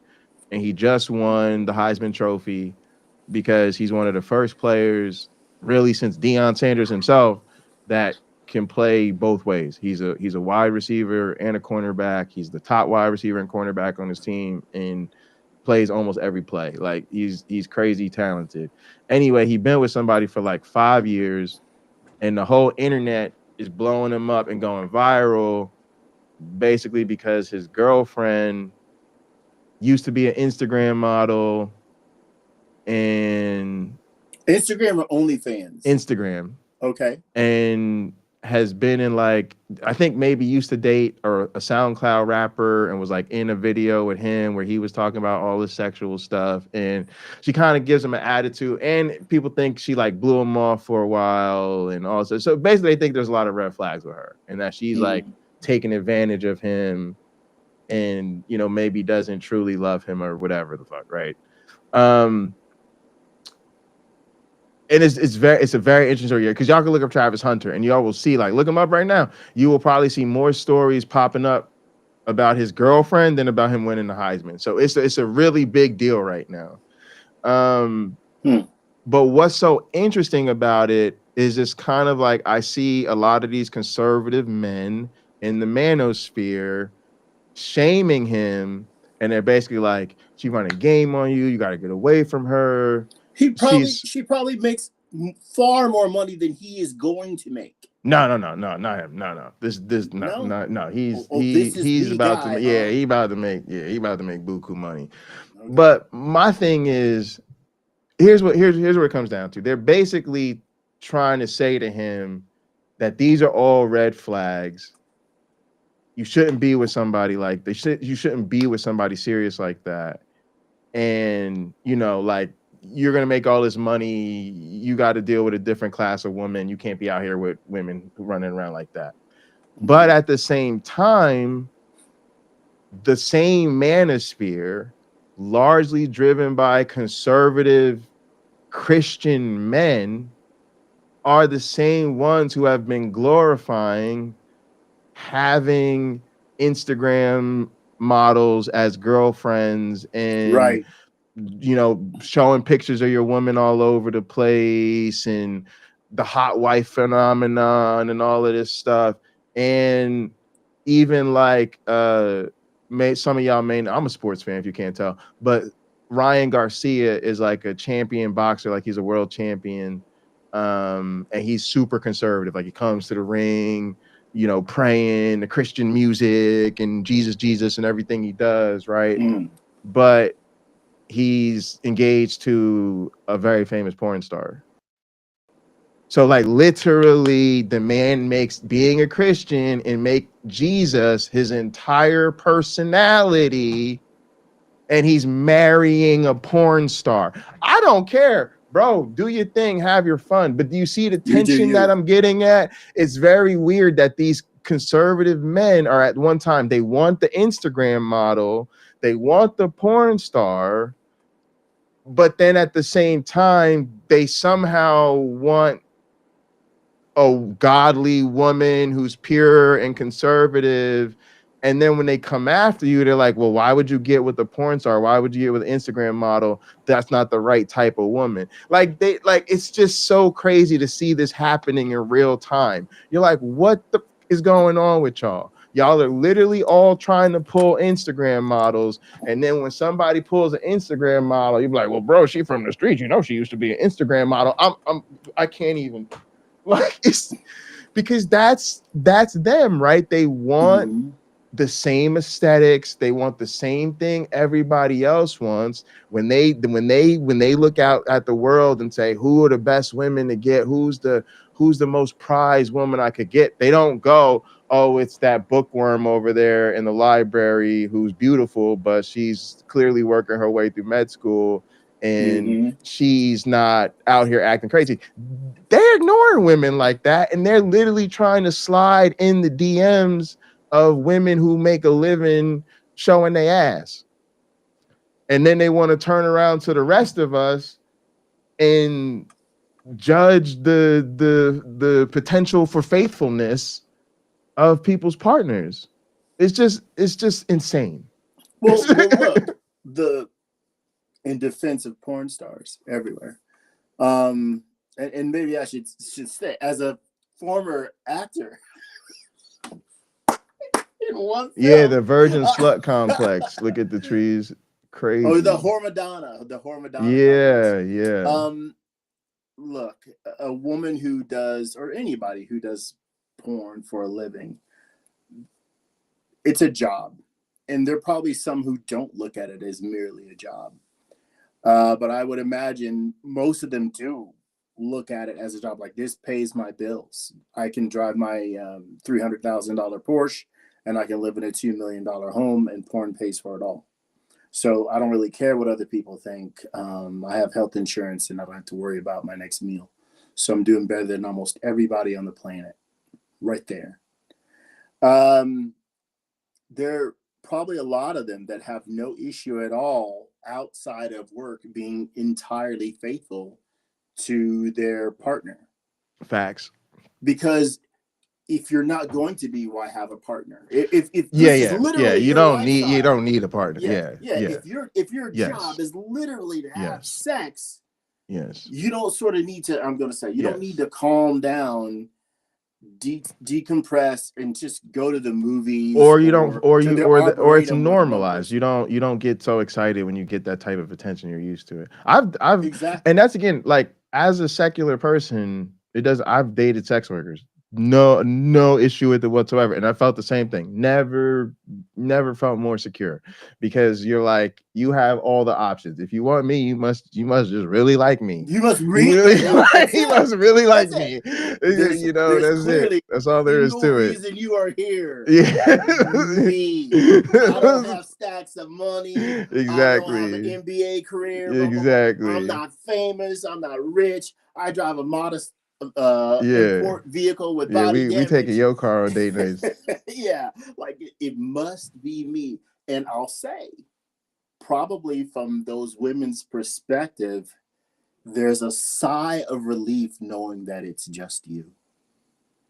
There's no other motivation, right? It's not something, one of your possessions, right? Like you have a special phone or whatever. It's not any of that. It's just that it's you, and that you find value in them, that they don't,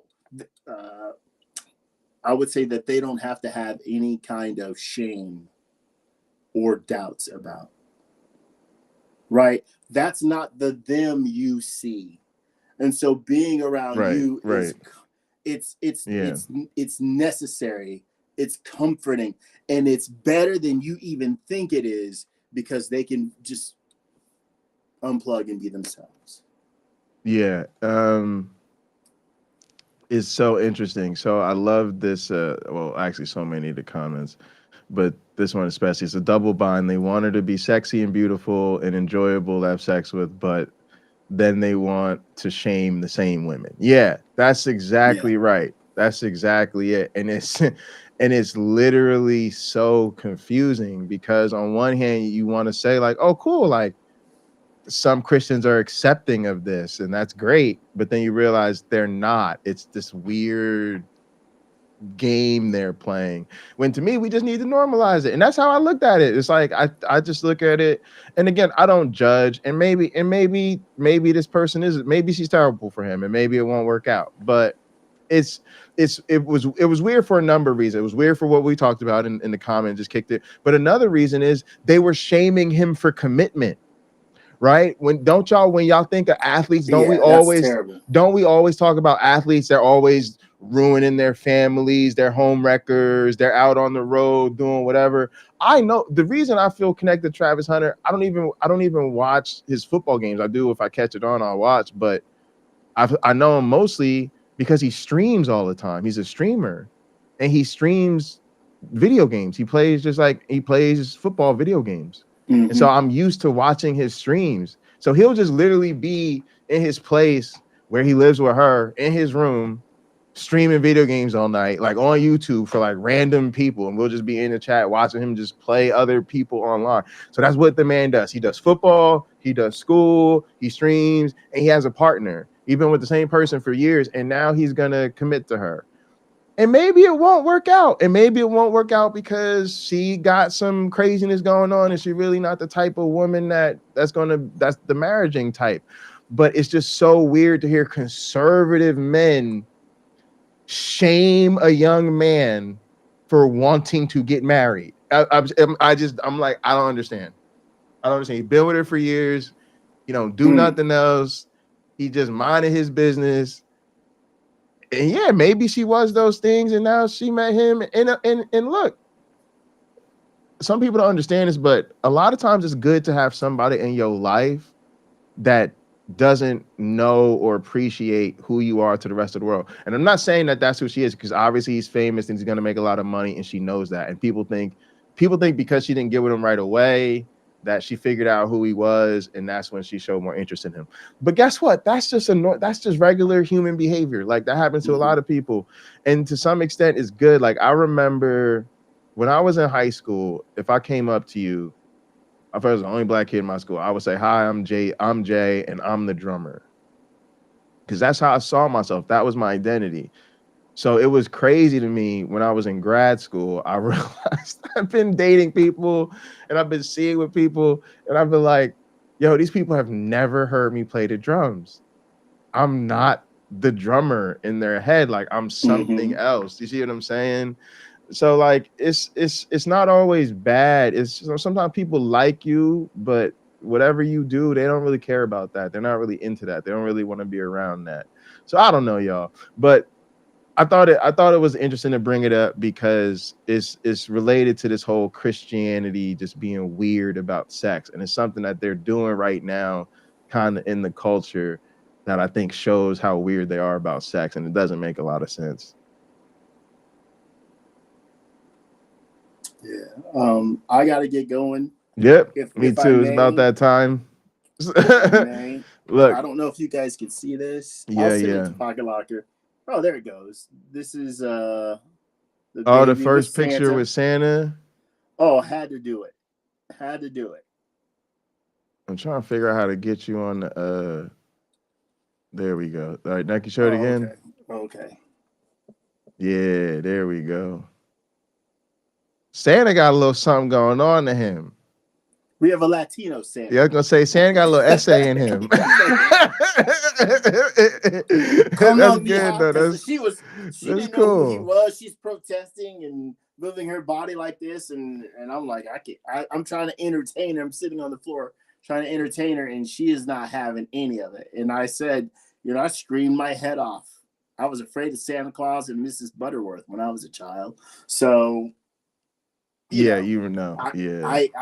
understand. I understand. But she calmed down, and if you are going to have your child photographed with Santa, do what our photographer, she did it, but it needed to be done again. There's drool coming from the baby's mouth.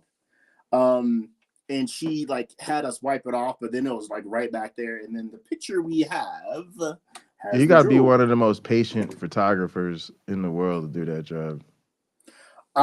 You know what? I think if I move next year, I think I'm going to try to set this up, because this package we got was $78. Wow. Oh, it's money. Yeah. So $74, $73.80. So if you take that and you figure during any given holiday season, you have 2,000 customers. And if the average price, just to make it easy, the average price is $50 and you have 2,000 customers, you don't have to work the rest of the year. You don't have to work the rest of the year. That's what I learned. Like a lot of festival people they sell food at festivals and stuff like that. That's all they do. They do their season, and that's it. They bang for the year. That's crazy. All right, look, y'all. Let's get up out of here. I don't want to keep my host too much longer. All right. Look, I appreciate y'all. Love y'all. We'll be in Gather hanging out. PC, appreciate you for dropping them links earlier. Join the Discord, like the video, subscribe to the channel, and leave us a comment if you're watching later, gang. Also, we'll be on Black Free Thinkers tomorrow with my one black friend, and I will be on Purple's Marathon Christmas Eve from 10 to 11. So definitely come back for that. Hope everybody will have a great holiday experience. Yes, and if you're not going to be with family, then please join us for Purple's Marathon and come hang out with the community. All right, love you, gang. We'll see you next time. Be good to yourselves and each other.